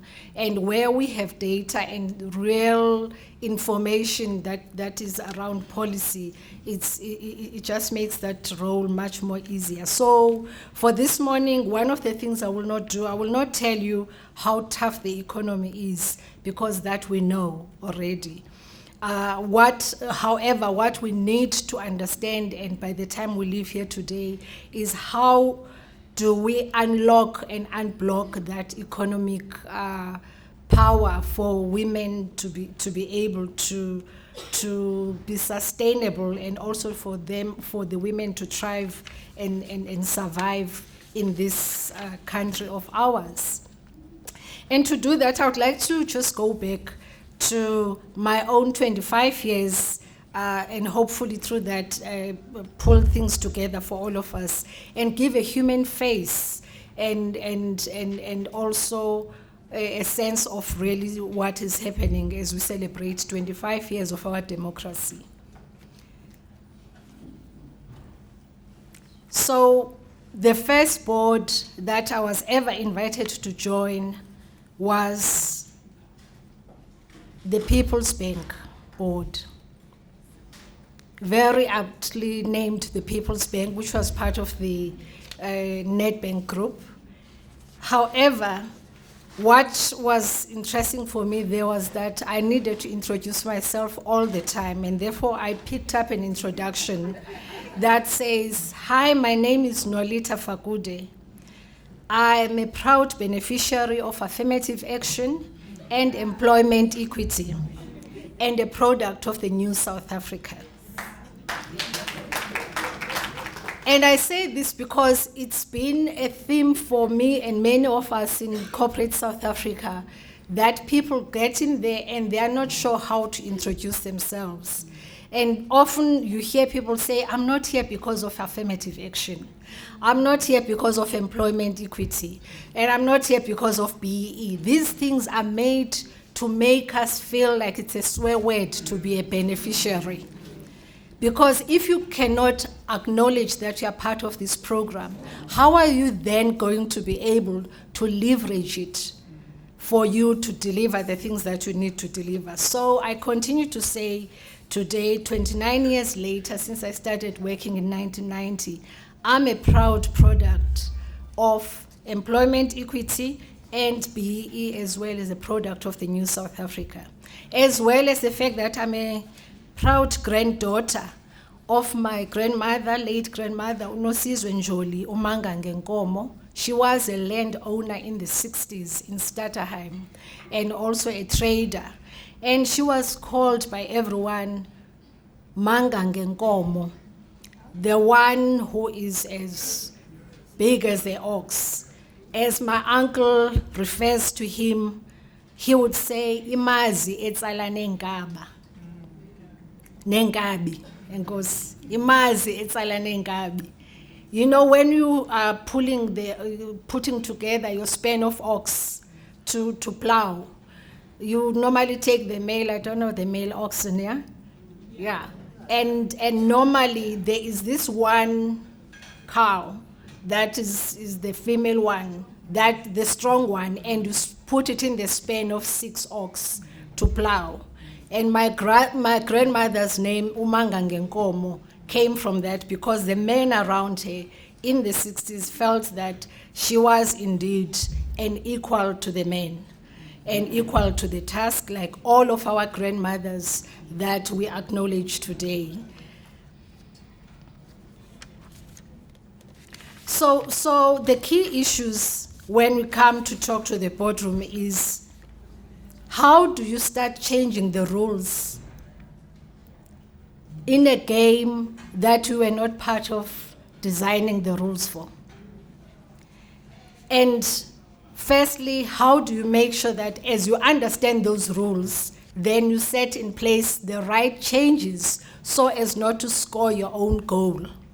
Because we also are able to change rules, but change them in a way that negatively affects us. And one of the areas for me has been to check and look and reflect around the gender and power dynamics in the workplace in terms of how they have evolved over the last few decades, both globally and locally. Women have had a very interesting relationship with power and influence. We tend to be much more comfortable when we say, "No, I influence," rather than have the power. Whereas when you look at the power, which is counterintuitive when you talk to women, I have to go back to my grandmother and say she definitely did not operate only with influence. She also operated with power. And therefore, over the years, we have, as women, had to accept that power is also part of the tools, the toolkit that we have to use as we move forward. And as we get reminded every day, and last night we were reminded by Dr. Phumzile Mlambo-Ngcuka as she was being awarded an award from the Albright Foundation, she said that you do not have to be a monster to fight the monster. Power is important. It's an important tool for women. Since Beijing in 1995, the interventions at work in various countries continue to yo-yo. In Norway, we still see 50% of women being represented on boards. The UK only has got a target for 2020, which is only 33%. South Africa, through its JSE listings requirements, only set its target of 30% in 2017. And California in the USA, only 12 months ago, was the first state to set a target of at least one woman per board in the USA. The picture is really dire. In South Africa, we've been very fortunate because our transformation has been driven through the BEE and Employment Equity Acts. So we have to acknowledge and work with what we have. I'm not sure who said this, that 80% of our legislation, I think it was in South Africa, is transformational. However, how do we make sure that that 80% of transformational legislation actually delivers what it's meant to deliver? So therefore, what are the challenges and opportunities that this presents for the business sector? Firstly, we need leaders who create an enabling environment and look at the culture in terms of the policies reviews that tend to be exclusionary, even in terms of the language that is used within the organizations. If a presentation comes to the board and it's talking about Black economic empowerment, for anyone not to ask the specifics of where are the women in terms of your targets or in terms of what you are delivering will be a huge shortcoming. The opportunity that this regulatory framework gives us as decision makers, both men and women, is to make sure that we change these policies as well and give strategic guidance to the various organizations that we operate in terms of setting the targets for youth and women in empowerment interventions in areas of career progression, procurement, as well as community initiatives that support the various social norms that we want to change and also economic norms that Anne referred to earlier on. Sis Toko reminded me this morning about an initiative that changed some of the landscape in terms of the decision making in South Africa today around the sponsorship of Banyana Banyana. Those of us who may recall, Sasol, the company that I was part of, was a long-time sponsor of the rugby, the Springboks. We were the sponsor of the Springboks for about 10 years. And when that sponsorship was up for renewal, we went back to the drawing board, and the question I asked was, I hope we are not going to come back and say, please renew that one. We need to review the landscape. And as we reviewed the landscape, we were looking for the opportunity with a sponsorship that will be nation building, that will be developmental, that will also demonstrate our commitment towards transformation as a company. And the whole area of women in sports came up. And so Banyana Banyana became that particular product that we sponsored as an organization as early as 2008. And when we sponsored Banyana Banyana, they didn't even have a kit to play with. They were playing with a men's kit.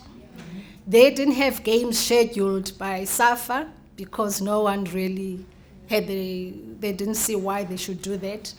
And so when we engage with that particular sponsorship, our brief and my brief to the team was, let us turn this to demonstrate how it is that even through sponsorship, you can be able still to demonstrate your nation-building commitment, your team-building spirit, your transformational commitment, as well as the developmental part of our commitment. And so over the years, as we know, Banyana Banyana has gone on to prove everyone that when you give women the support and the resources, they just outshine, they do the best. We have continued with sponsorship with the Cape Epic Cycling Tour, which for about 10 years again was a cycling tour, mostly men being part of the sport, And about 5 years ago, they introduced the women part of the cycling. And when they came to us for sponsorship, our condition was very clear. We will only sponsor the Cape Epic cycling part for women if the prize money is going to be the same as that of the men. And I'm sharing this because it's important to understand that when you are a decision maker, the buck stops with you. So as I was talking about the issue of being clear about power and influence, when you are the decision maker, you've got both the power and the influence. So you can't say, well, the companies and the corporates do not want to sponsor us. If you are that decision maker, who is they? You are they. We are now them. When they talk about them, they are talking about us. And we have to own that. In terms of recruitment that is gender biased, we have to be very clear about that and continue to do that, including looking at issues of retention and pay and personal development. Pay equity is one of the biggest topics in the world today, and again, we as decision makers have got to drive that agenda. Flexible working hours continue to be a big issue for most women. And I'm pleased that as this session is going to be talking about the ECD space, we need to locate that conversation around how it enables the economy to flourish as well as women in the economy to be most productive.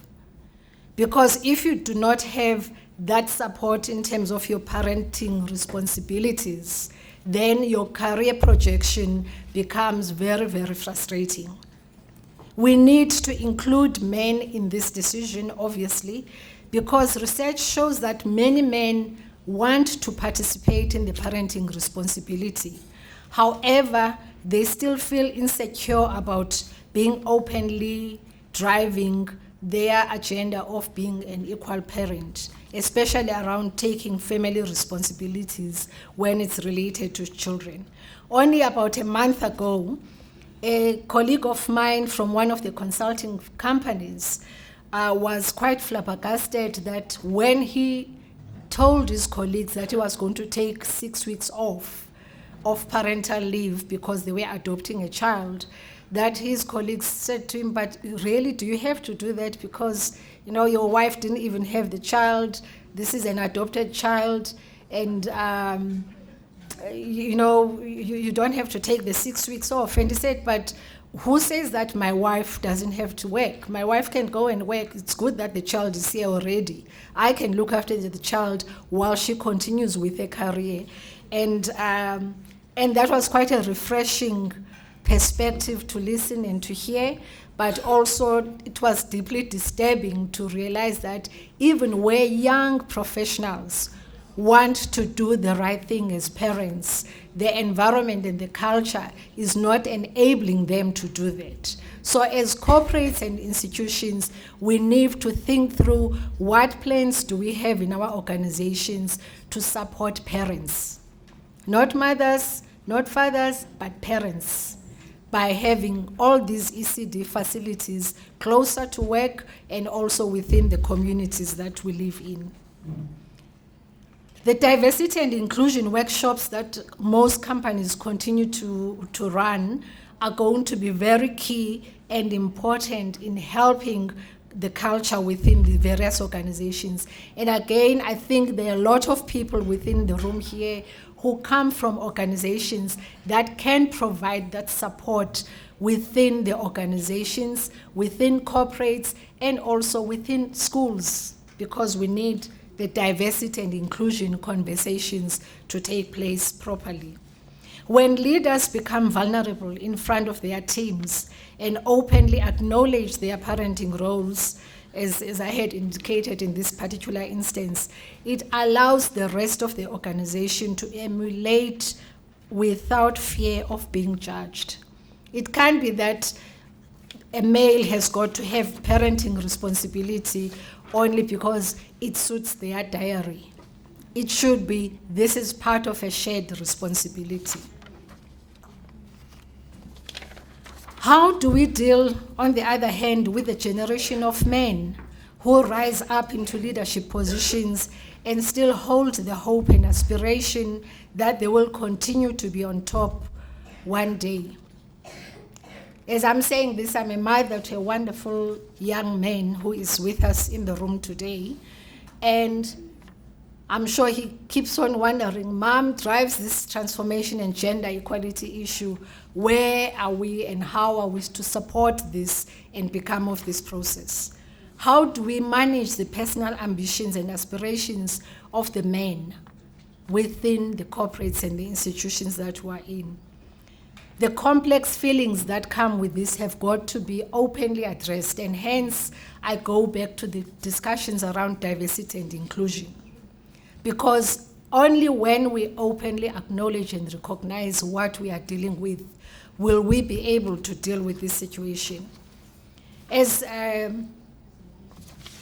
leaders, we all know that it's one of the biggest issues to sit there and to talk about targets around employment equity from a race perspective. It's uncomfortable enough to be talking about employment equity and diversity from a gender perspective with male. If you think it was uncomfortable to talk about racial transformation with white people, try and have the conversation around gender transformation with men. It is a tough, delicate conversation and has got to be held. With the announcement that I was going to be starting my new role at Anglo on the 1st of September, I got many calls, obviously, congratulating me and wishing me well. And one of those calls came from a very good brother, friend of mine, whom I have known for many years. And he said, please come for a cup of coffee, my sister, because I want you to know that I support you. And so I did go for a cup of coffee the next day, only to be berated for 30 minutes around how tough this role is and why I should have consulted before taking this position and why it's not going to work. And I'm like, okay, why are we having this conversation? Again, when I reflected, it came, I think, from someone who, yes, had complex feelings about the issue. They were both happy for me, but they were secretly saying, but I'm here, I could have had this position as well. And so we need to acknowledge that, embrace it, and support people. And I made a commitment at the end of the coffee session without saying much to my brother, that we will have monthly conversations. But I subconsciously told myself that the monthly conversations are going to be about me helping him walk through his own personal transformation, because he's a very important leader in our economy. He's a key decision maker in some interesting boards, and therefore he does need to be helped. White men will continue to empower us, and they continue to do so. And the black men continue as well, albeit with that little struggle. So we have had and will continue to hear, and we have to deal with it and nip it in the bud, where women, even though they qualify for all these tenders through transformation, employment equity, and BEE, they are still asked for special favors to be able to access the opportunities. It becomes a double whammy, truly. It does really, especially for younger women. And it's causing us a lot of problems, because as women in general, then you start hearing these questions. How did she get there? Did she have to do what I'm being asked to do? And those are the conversations we have to continue to have and share with people, in terms of, you do not have to go there for you to be who or where you need to be. And it's a reality, and it's something that we have to look at. In my mind, that sexual harassment is worse than corruption. It's another form of corruption. We need decision makers who look like us and who speak like us to serve as inspirational role models. And this will not happen again without men and women being together in this journey. With all these changes, 25 years later, we are still not expected to be in the corridors of power. So how often have you been mistaken for the help or the entertainer rather than the person who has called for the meeting? How often have you sat in meetings with your male colleagues and people do not address you directly? They speak to your colleagues. And then only later when your colleagues say, well, the person who's head of the delegation is her. What do we do after that conversation? We need to go back again and you use those teachable moments with your colleagues and say, when we do a debrief gently, we're going back to the office, did you see how you behaved in that meeting? Because we're happy to entertain this whole thing that, oh, this is the head of the delegation, rather than saying, sorry, Miss So-and-so is actually the head of the delegation. It does happen, continues to happen, but we've got to find ways of engaging it. And again, it's something that many people struggle with. I have had colleagues over the years who have been embarrassed to introduce me as their boss to their wives. Especially in social functions. Because remember again, ubaba at home and therefore is the manager at work. So now what Baba forgot to tell the rest of the family was that there's a young boss of mine there. Some people are smiling. And again, I'm saying this because we have to show compassion. We have to show understanding. We have to support our colleagues as we journey in this transformation. Because if we do not do so, we will wonder why there is a budget of 1.3 trillion rands that is never spent appropriately. Because people just don't know how to deal with these issues. Of course, we also contribute this because in 1994, we were very ambivalent around gender transformation when it comes to economic transformation. We were very focused around the racial transformation, and rightfully so. However, things quickly fell through the cracks because we thought that the era of Thabo Mbeki was going to last forever. Because at least when President Mbeki was the president, you know, he spoke about the issues of transformation, including gender transformation, and that made us in the corporate sector want to know and check with each other, what are we doing for gender equality? And so the lesson for me here has been that as we move forward, even the women in business and the women leaders elsewhere have got to continue to push for the gender equality and transformation relentlessly and continue to push for the transformation. The invisibility, sorry, I'm about to close just now.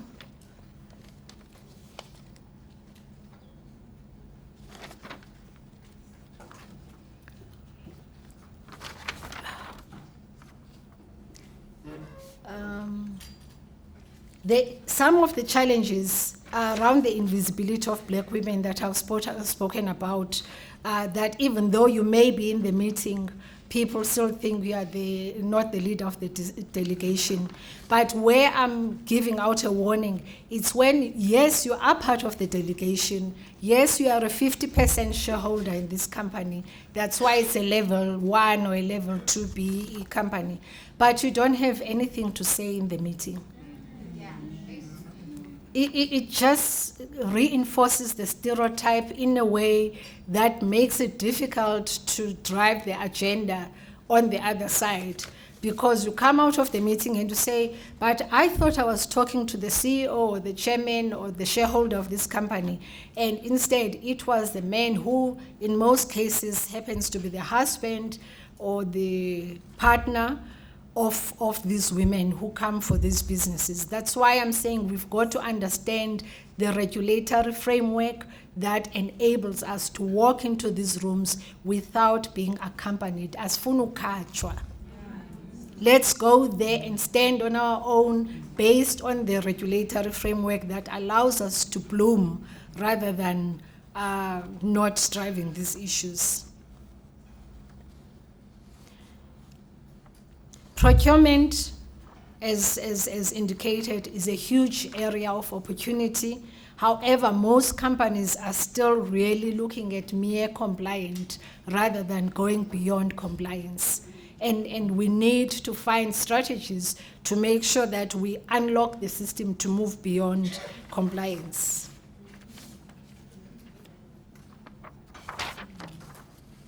We need men to continue being our allies and champions in the bigger gender agenda.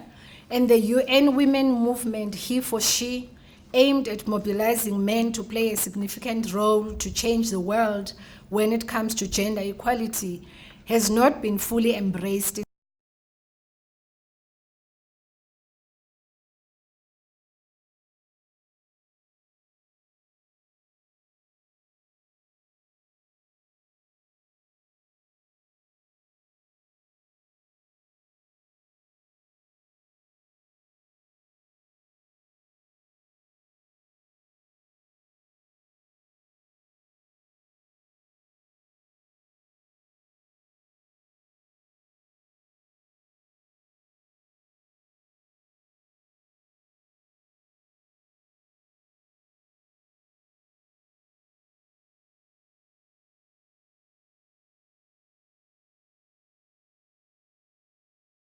That have been coming up in the last 12 months in the various companies, not only in South Africa but globally, are as follows.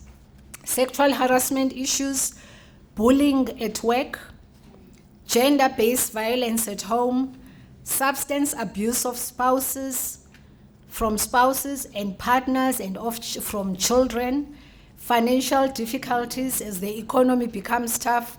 These issues face women and men equally. And if we are not dealing with these issues as the private and corporate sector, it means we get employees who are half-heartedly there. Because most likely the productivity is going to be affected if you didn't sleep well at home because your children are busy in an environment where it's not safe and secure for them, or the substance abuse around them, or even that there's bullying happening at work. So corporates and through the boards get now and the social and ethics committees get to look at the reports that come out of these call centers and the lines to understand what is happening so that we can be better positioned to support women within the organizations, as well as support organizations and NGOs externally that are dealing with the issue in the community, because we have to have the balance. And women, as women, we are prone to combustion fatigue, as labeled the other day by someone. And again, to debrief, it's important that as corporate leaders and business leaders, we understand this and support each other accordingly. We have to first give each other the oxygen before we give it to other people. Organizations are encouraging the employee wellness angle in order to support everyone affected. We must use these platforms, including counseling offered by the churches, because churches are playing a significant role, or faith-based organizations. And as companies, one of the key areas within the mining sector that we are looking at is working with the faith-based organizations, because we do know then that that's how we will know and understand what is happening within the communities with our employees and how best we can support them. In the 25 years of our democracy, we still have much more to do to improve our lot and that of the society. So collaboration and partnerships will help alleviate the burden. Pacing ourselves is important because we need to be here for the next 25 years.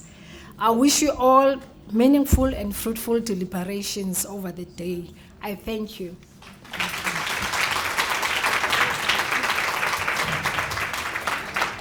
Wow, thank you so much, Sis Nolita, for such a very, she's going to share the notes with us. This is such a very candid and deep reflection, which really cuts across what happens in the business sector, community, and how do we push a transformational agenda?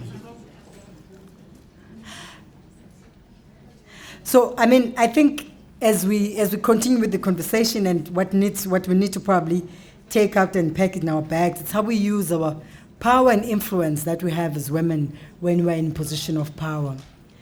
And that we avoid, seeing ourselves as custodian of an oppressive system, that we must actually be able, that we adopt a transformational leadership style when we're given leadership position.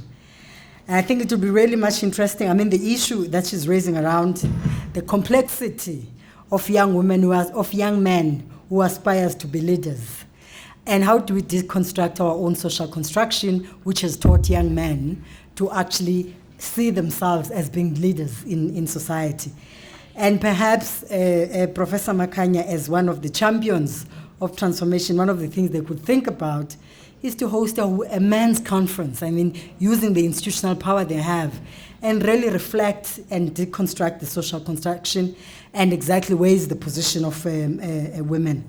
I think one of the most disturbing developments we've seen is the personal favors request amongst women, where women compromise and provide personal favors. And you see how they regress as soon as they address the personal favors, because then they are not able to actually articulate the reasons why they might have risen. And I think it's something that we need to really consider. And we need to think about how do we create spaces for women, safe spaces, to actually talk about the personal favors, because it's such a deep thing. Because when women, once they give the personal favors, in essence, for career progress and influence, they rely on the personal favors throughout.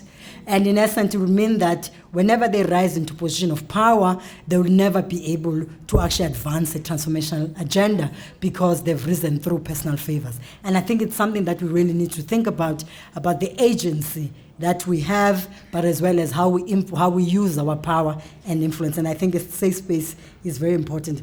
But I think the last point, I think it's very important, the point that you make, the convergence between productivity and the sexual harassment, gender-based violence, access to sufficient income. And I think it's how you see the nexus between social issues and economic issues and what type of society and citizens that you create out of that system. Because in essence, once you have access to limited resources, but at the same time you're exposed to gender-based violence, how to become productive? How to become part of a thought, visionary society to take South Africa forward? And I thought that those were some of the most important things that you highlighted. And it's something that perhaps as SAWID, we need to really think about it because one of the benefits of SAWID is the grassroots-based nature of how we organize. And in essence, we must be able to convert this conversation and break them down for our own communities. Now, I mean, I know that we really out of time. I think the morning session, we had to really create a space for a conceptual discussion. I think we have a right foundation for that to be able to take up the next discussion. So I'm just going to call one of our young women, Rabetswe, to just lighten up the mood, because I think, we're starting to process Rabetswe Motseleng, who is the poet, gender activist, Pan-Africanist. So I was about to give her a lift this morning. I said, Roberto, I know you're a student, so come and sleep over closer so that I can give a lift in the morning. She says, no, Sis Pelisa, I actually want to be in the venue 3 hours earlier, process it, and think about it. And I thought that was quite profound because it meant that she's looking for her spirit to connect with the venue and the people she's about to deliver. And I thought that was quite deep. Over to you, Roberto. Good morning to everyone. I wanted to thank Professor Makanya in his absence for observing the protocol. And outside of that, I just want to recognize you, Mom Shope, as a support. The poem is called Basadi, and it's dedicated to all the women on the continent, on the country, the ones that we know, the ones that we don't know, all the women in the world, for contributing to where we are today. Thank you. History sings your praises as mum of the nations, yet remains mum on the equal role you played in the front lines and in the trenches. Not all teachers are found in classrooms and lecture theatre halls. Some of our greatest teachers and scholars live with and amongst us. You will see them crowned with grey hair, some of their faces sunken in frowns and out of despair. You will see them. They live with and amongst us in our homes. Some live with and work in others' homes. Their children back home cry out over their absence. The children they raise know them only as Auntie Agnes. No, not all teachers are found in classrooms and lecture theatre halls. Some of our greatest teachers and scholars live with angst amongst us. You will see them reminiscing over Mkomboti in beer halls. As they reminisce and try to find meaning in these spaces, in beer halls, the site where many a black woman was arrested for breaking apartheid laws. You will see them on sidewalks and at markets as they trade perishable goods. May we never see them as hawkers, but as the very fruits of the seeds of our democracy. And indeed, you will see them too, wearing their white helmets, black gumboots, and blue overalls, as they go beneath the earth to unearth the value of what is still not seen as their worth. But for every great teacher and scholar that we know of, read about, and see, there are countless more whose names are unknown, whose faces have long faded from our memories, whose bodies lay still in unmarked graves both at home and in exile. Their names from our history books erased, their contributions silenced. For centuries, our bodies have been both sites and weapons of war and resistance. And although history may sing your praises as mum of the nations, yet remain mum on the equal role you played on the front lines and in the trenches. We your children, we will remember how you were detained without trial, how you were interrogated for hours with no sight in end, how you were kept in solitary confinement, how you were subjected to inhumane degrees of violence. We, your children, we are now here to speak your names back into their rightful places in history. With our mighty pens, we rewrite back your narratives at the center of all experiences.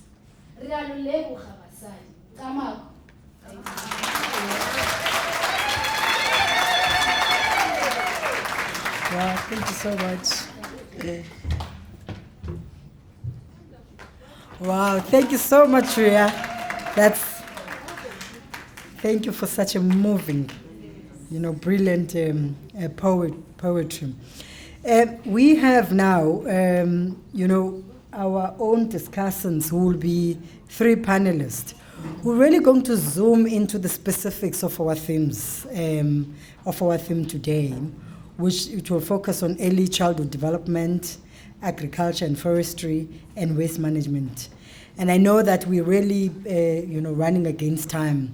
So, and we'll have an opportunity as well to have a conversation and ask questions, because I think ultimately the dialogue has to create space for people to contribute, but at the same time to ask questions. So I'm going to call upon 3 of our presenters who will then speak for 8 to 10 minutes each. Dr. Lydia Abel from past director, ORTSA Cape Director, Mensch Network and Social Change Activists, to come forward and take the seat. Our next panelist will be speaking on agriculture and food security. Ms. Loiso Pikian-Ndlovu, Executive Manager from the, I think, Land Bank. Is she around? Oh, yes. You can take a seat. And then Ms. Tuli Makopo, an entrepreneur and the Director of Waste Management Company.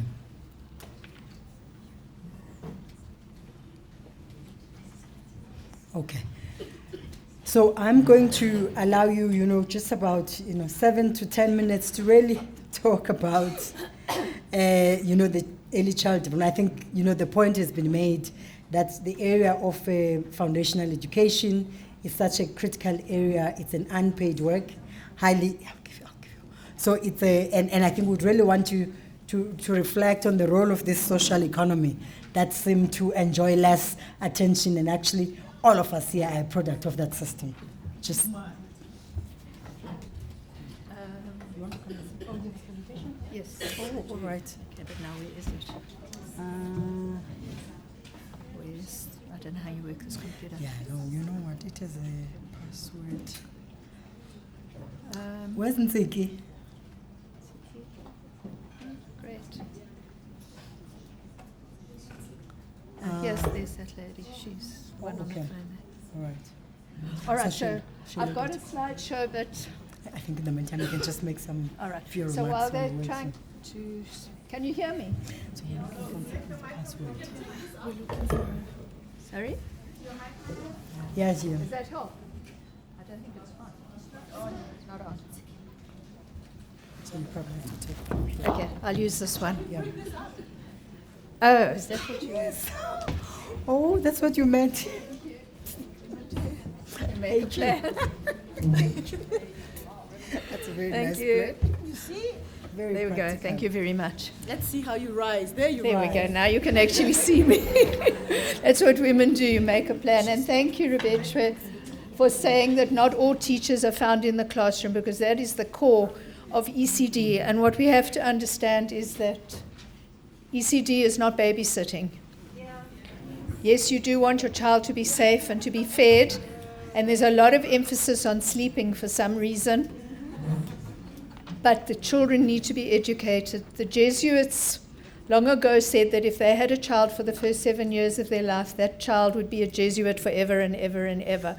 If a child is in ECD for the first 7 years of its life and learns to think, to reason, to be critical, to investigate, to explore, to be curious, that child will be like that for the rest of their life. And research in America last year showed that the chances of somebody finding a job and keeping it are improved by about 50% if that child has had a decent ECD, early childhood exposure. And unfortunately in this country, the tendency of parents is take your child to school, you drop the child at the gate, and then you fetch it. Oh, nice to see you, get into bed. And that's kind of the trajectory that most children have to explore. And believe you me, I've been right. The only province I haven't worked in is KZN. But everywhere else I've been, and I don't see any difference. And the problem is that the people who are looking after young children have not really been trained sufficiently. And yes, there are many people who say that ECD should be about play and enjoying yourself and having fun. Yes, but it has to be play with a purpose, because if there is no purpose, there is no learning. And if there's no learning, children come into school and they are already 3 years behind where they need to be, and they do not ever catch up, ever. I began my teaching career teaching matrics, and the first thing I thought was, maybe there's something wrong with me. Why can't these kids think and reason the way I do? Until one day a child said to me, "Miss, how do you expect us to see what you think?"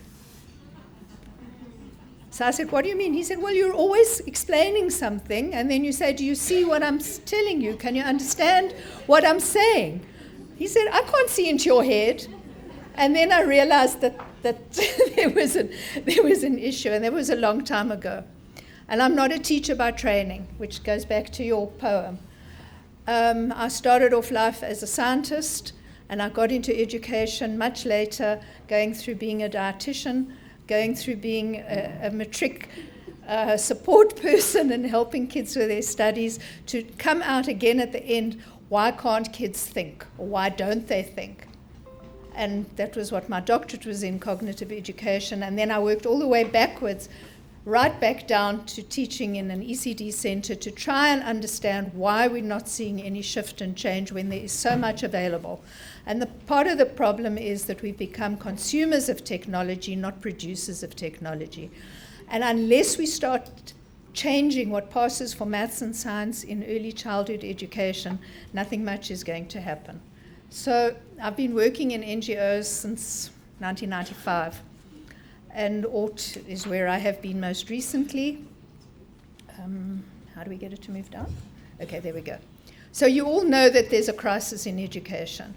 78% of our children can't read for meaning in any language, which is a terrible indictment considering we've got all 11 of them.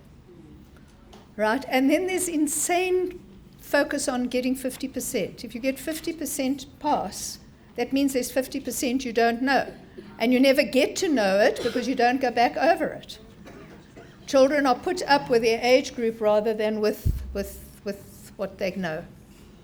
Okay, so this is research. You can all read, I hope. You're not part of that 78% that can't. But it's a problem. Our education is pathetic. So how do we address some of these challenges? And that's how. Right, I don't know if any of you know anything about dementia and Alzheimer's, but what those diseases cause is a gradual disappearance of the pathways in the brain through which we learnt about stuff. And that is the time when we start putting that information into the brain. There's no mother in this country that should leave the hospital having had a baby without a bunch of books in her hand and be told to read to that child from as soon as the child can hold its head up by itself.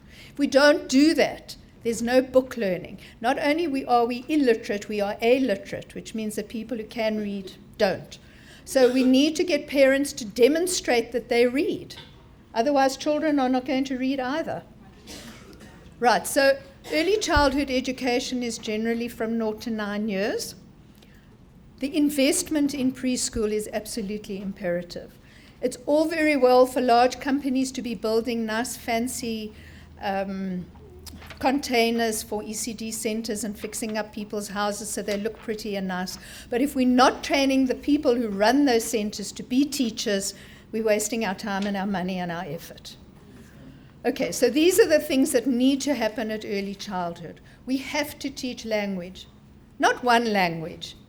Nobody in this country only speaks one language. They may not speak any of them properly, but at least they have an inkling of different languages. And the languages are different. English is not the same as the Nguni languages or the Sotho languages. They are agglutinative languages based on the noun. English is based on a subject, a verb, and an object. Afrikaans is the other way around, and you get the negative at the end of the sentence. And unless your teachers understand this and communicate this to young children, perceptual skills, right? Do you all know what that is? Can you take your right hand, put it on your left ear? Can you close your eyes, stand on one leg, and then do that? Right? These are things we have to teach. What are the words like in front, behind, after, therefore, consequently? And they get harder as you go up the scale. But we need to teach the basic ones. Children growing up in a shack with no furniture don't learn because there isn't a table to climb onto or under or behind. right? Thinking skills, being able to compare. What is the difference? Okay, and we're very focused on difference in this country. But how do we understand difference of all kinds of things? How do we compare?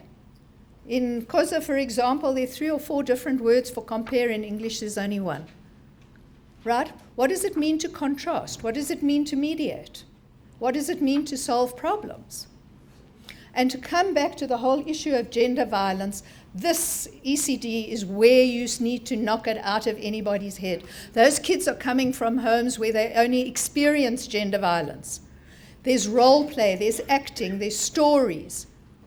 If you don't have equipment, use stones, use sticks, use wheels, use boxes, paper, pen, cardboard boxes, anything.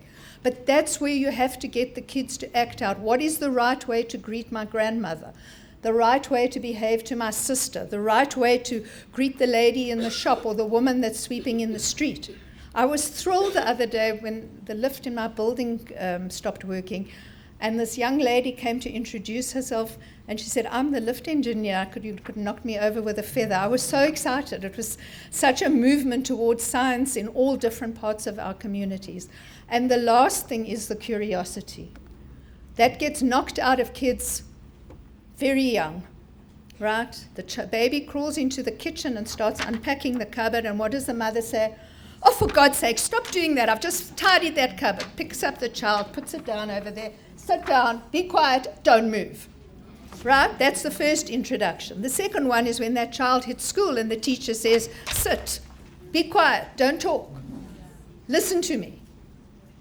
What's the point in being curious if you're going to be bashed on the head? So we're producing a generation of what I like to call gifted underachievers. Those are children who are very clever. They know enough to get by without disturbing anybody, without annoying anybody, but they're not actually learning anything because they're bored out of their minds. Right? And those are the kids that go and join gangs, and that's why you have the crime that we are having in this country, because they have to find an outlet for their genius. And they're not going to go to university because they don't actually know what they really want to do. And universities don't seem to be that appealing these days anyway. You need to go to university because you've got to drive to learn about something. But kids have other talents, and we are not allowing those talents to be explored at any level. So, bridging the gap between ability and opportunity. The time kids get to grade 4, if they haven't learned to read, nobody's ever going to teach them because the grade 4 teacher doesn't know how to teach reading. And that's an unfortunate thing. Then we have other people who actually just drop out of school, especially the girls. Beading, knitting, and robotics. What do those have in common? They are all based on knowing and learning patterns, crossing the midline, which is such an important skill. All of those things which women learn to do with their eyes shut. And they don't have to be educated. Women knit, women do beading, then Ndebele ladies do the most amazing patterns. What is the basis of technology? Patterns, sequencing, contrasting, building wheels, Women are technologically light years ahead of men, and they are more dexterous, and that's been shown to be a fact. They can do things with their hands that men just can't even conceive with their minds. And the other thing is that teaching reading actually is not rocket science. Anybody can teach reading. Anybody can learn to read. We invented reading as people. It doesn't reside in a textbook. The whole thing, and in the 80s we had that campaign, Each One Teach One, and that's what we need to go back to. The communities need to be centers for teaching reading, whether it's the children at school being said, go home and find somebody else to teach. You've been learning here today. If you can do that, it will change the way communities function. And we need to make tomorrow different from today, because otherwise we're just sliding backwards down a never-ending hill. Thank you.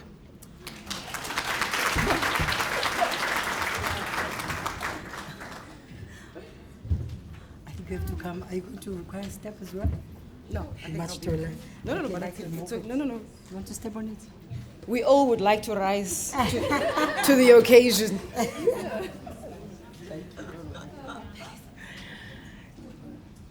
Can I close it? Yeah? I can see that I'm causing issues for the facilitator because I'm stepping up without being introduced by anybody. Kodwa ke ndiyathanda. I like to introduce myself to life. Nobody's going to do it for me, so I better make a plan. No, I'm joking. I'm joking. I'm joking. Molweni, good morning. My name is Loiso. I am an executive responsible for commercial development and business banking at Land Bank. I received a telephone call about 3 weeks ago from Marte. I'm not even sure she's here. Is she here today? Oh, the United in the corner. She says, Marte, Loiso, I've received a message from Dr. Mahlati, who says you'd be perfect for coming to talk at a session on agriculture. I said, me? Agriculture? What do I know about agriculture? Me. Then I remembered that I work for Land Bank. In amongst a lot of the things that I've done, I've also worked for Development Bank of Southern Africa. So ndingumntu wemali mthetho wami kahle kahle. I talk about money, and I'm serious about mali yami. Those that owe me money will tell you. So mine is an easy job today, I think, because the speakers that have come before me have really touched on a lot of the issues in agriculture already. The task that is before me is to say, what is it that you as entrepreneurs, as women, can do in agriculture, and what are the opportunities to create a life for yourselves? The research has already been done around land and around the availability of land and the opportunities that presents for women. We know from the comment that was made earlier on that there are policy issues around gender parity between available land, in particular communal land, how that land is made available for women, and to what extent women are able to participate economically as a result of those. We know all of that. The question is, and I think that the report that came out last week Sunday, 2 weeks ago, began to address some of those issues. So it highlighted the fact that you can never expect women to participate fully in the economy where you limit their ability to access land on a long-term basis. The issue is that if you want to be able to access land, you shouldn't have to ask somebody else in order to be able to do it, and it shouldn't be subject to the whims of somebody else whether you get access to that land or not. The second issue about it is tenure. The debate we've been having with the department is that 5 years or 10-year lease is irrelevant from a banking perspective. I can't get my money back in 5 years. I can get my money back in 15, 20, or 30 years. So tenure has already been addressed. Yesterday, we lost a feminist and an activist called Toni Morrison. And one of the things that Ms. Morrison really does very well is she uses language as a space to be able to engage you.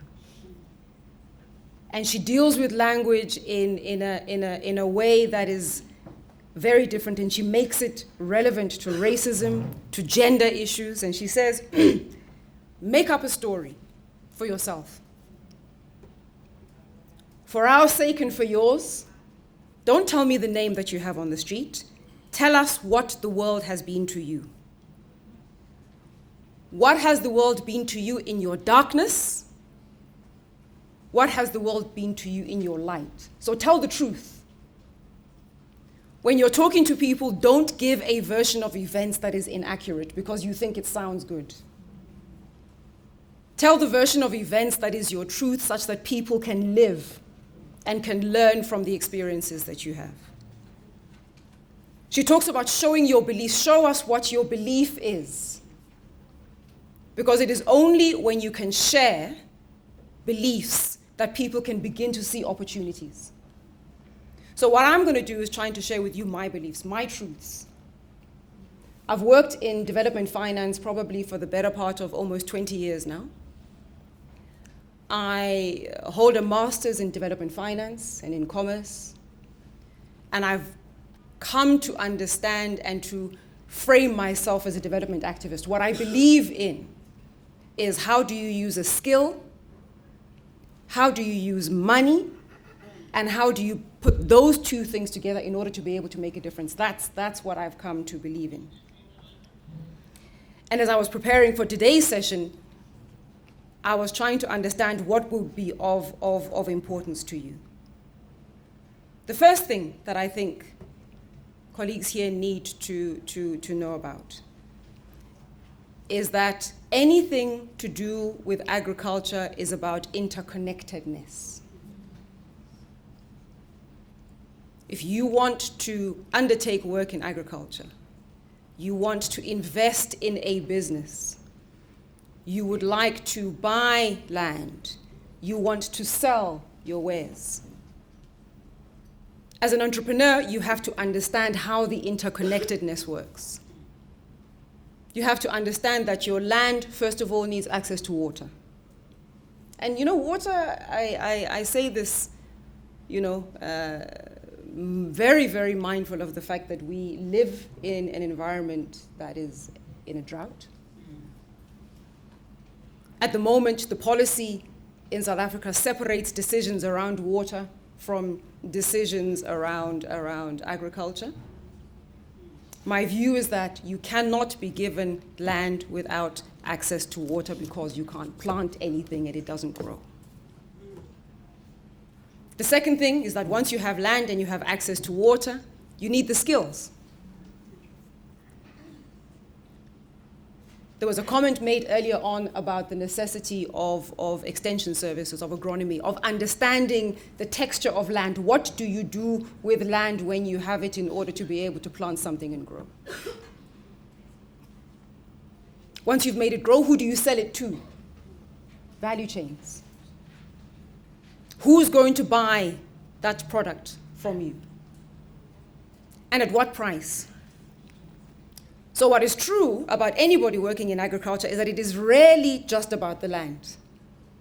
It is about the land, it is about how you look after that land, it is about what you plant, it is about what you produce, it is about who you sell it to, and in the end, at what price is that sold? All the research tells us, by the way, that the people that make money in agriculture are not the primary producers. So I get very distressed when I hear us, in particular as women, talking about only our role as primary producers.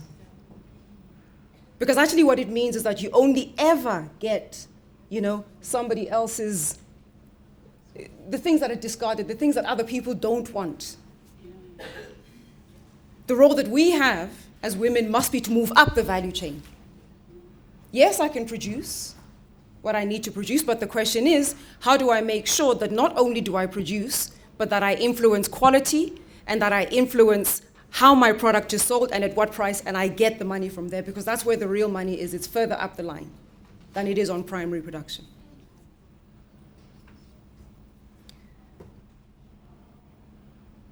The second point I want to make about agriculture and where the opportunities lie, I think has already been made around the fact that it is not only about money. There are dormant funds available. We have a challenge in South Africa structurally about how we make money available for productive means. Because money is available, it just sits in lots of different pots. And nobody has seen fit to align it in a way that makes sense towards economic activity. One of the points that I always cry about as well is that agriculture is always perceived only as a social security benefit. So it's perceived as a catch-all for social structure, for politicians to be able to use 3 weeks before elections, and then they give everybody food parcels. But the economic potential of agriculture is totally missed, given what it should be contributing to the economy. So the opportunities for women, again, is to move up the line, to own means of production in agriculture. Own how companies are put together, own what is produced, own at what rate that is sold, not just on the production side. There are innovative funds that are available. So the funds that were being referred to, which are called universal funds that come from the technology companies, you would find similar types of money that's available, whether it's universal, it's called dormant funds. Money that is available that is not necessarily being invested in doing anything designed to drive activity. The job we have is to be able to gather all of those funds and put it towards a structure. That's what development, that's what DFIs, us, are supposed to be doing, which we do.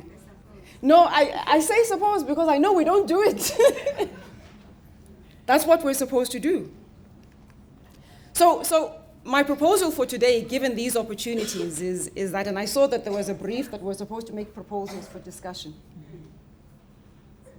The one thing I think would be very, very useful would be to put together, one, identify all of these pots of dormant funds that are available that can be applied towards financing for women in agriculture. But having identified those funds don't work without the technical assistance, because it is the way that you use those funds. It shouldn't only be for loans, it must also be for technical assistance grants, for agronomy, it must be for project preparation. So one of the comments that was made was around barriers to entry. Part of the reason that people are unable to access funds is because there are opportunities on this side, there's money on this side, but people can't match the two. There's work that needs to be done in building projects for sustainability and for investment. Somebody needs to put it together in a way that when it comes to me as a bank, I can put money to it. Entrepreneurs don't have that money. They don't have money to be able to develop those types of plans for investment purposes. So there is a technical assistance institutional structure that you need to put into place for agriculture in particular, and you can finance that through the type of dormant funds that I'm talking about. And it will look at technical assistance, so converting the dormant funds on a low interest basis. Actually, it's a low interest loan converted to a grant on success. And there are various models that you can use. So that's my one proposal that I think that we really should be considering. The second proposal that I believe we really should be looking at is creating an institutional structure. So extension services, you are not likely to get joy from the Department of Agriculture, to be honest. To be very, very, very honest. Let's be hopeful. Okay. Positivity, Loiso. Positivity. I'm one for thinking that we have to do private sector, get private sector to be able to help us to strengthen that. That's my second 2 minutes. For me, private sector, people that have money have those services already in place. And the question is, how do we encourage private sector as part and parcel of their contribution to transformation, to make those services available specifically for women so that you can get access to the funds that are available. So for me, I'm being told that I'm talking too much. And I trust that some of the proposals I think would be useful for deliberation at today's session. And I've highlighted what I think should be there, so I'm going to leave it at that. And I trust that, please, agriculture is not a sunset sector. It is not a sunset sector, neither is it a purely social benefit. If you are talking about growth, and you're talking about economic impact, and you're talking about a sector where you can do something and do it today, agriculture is where it should be. Thank you.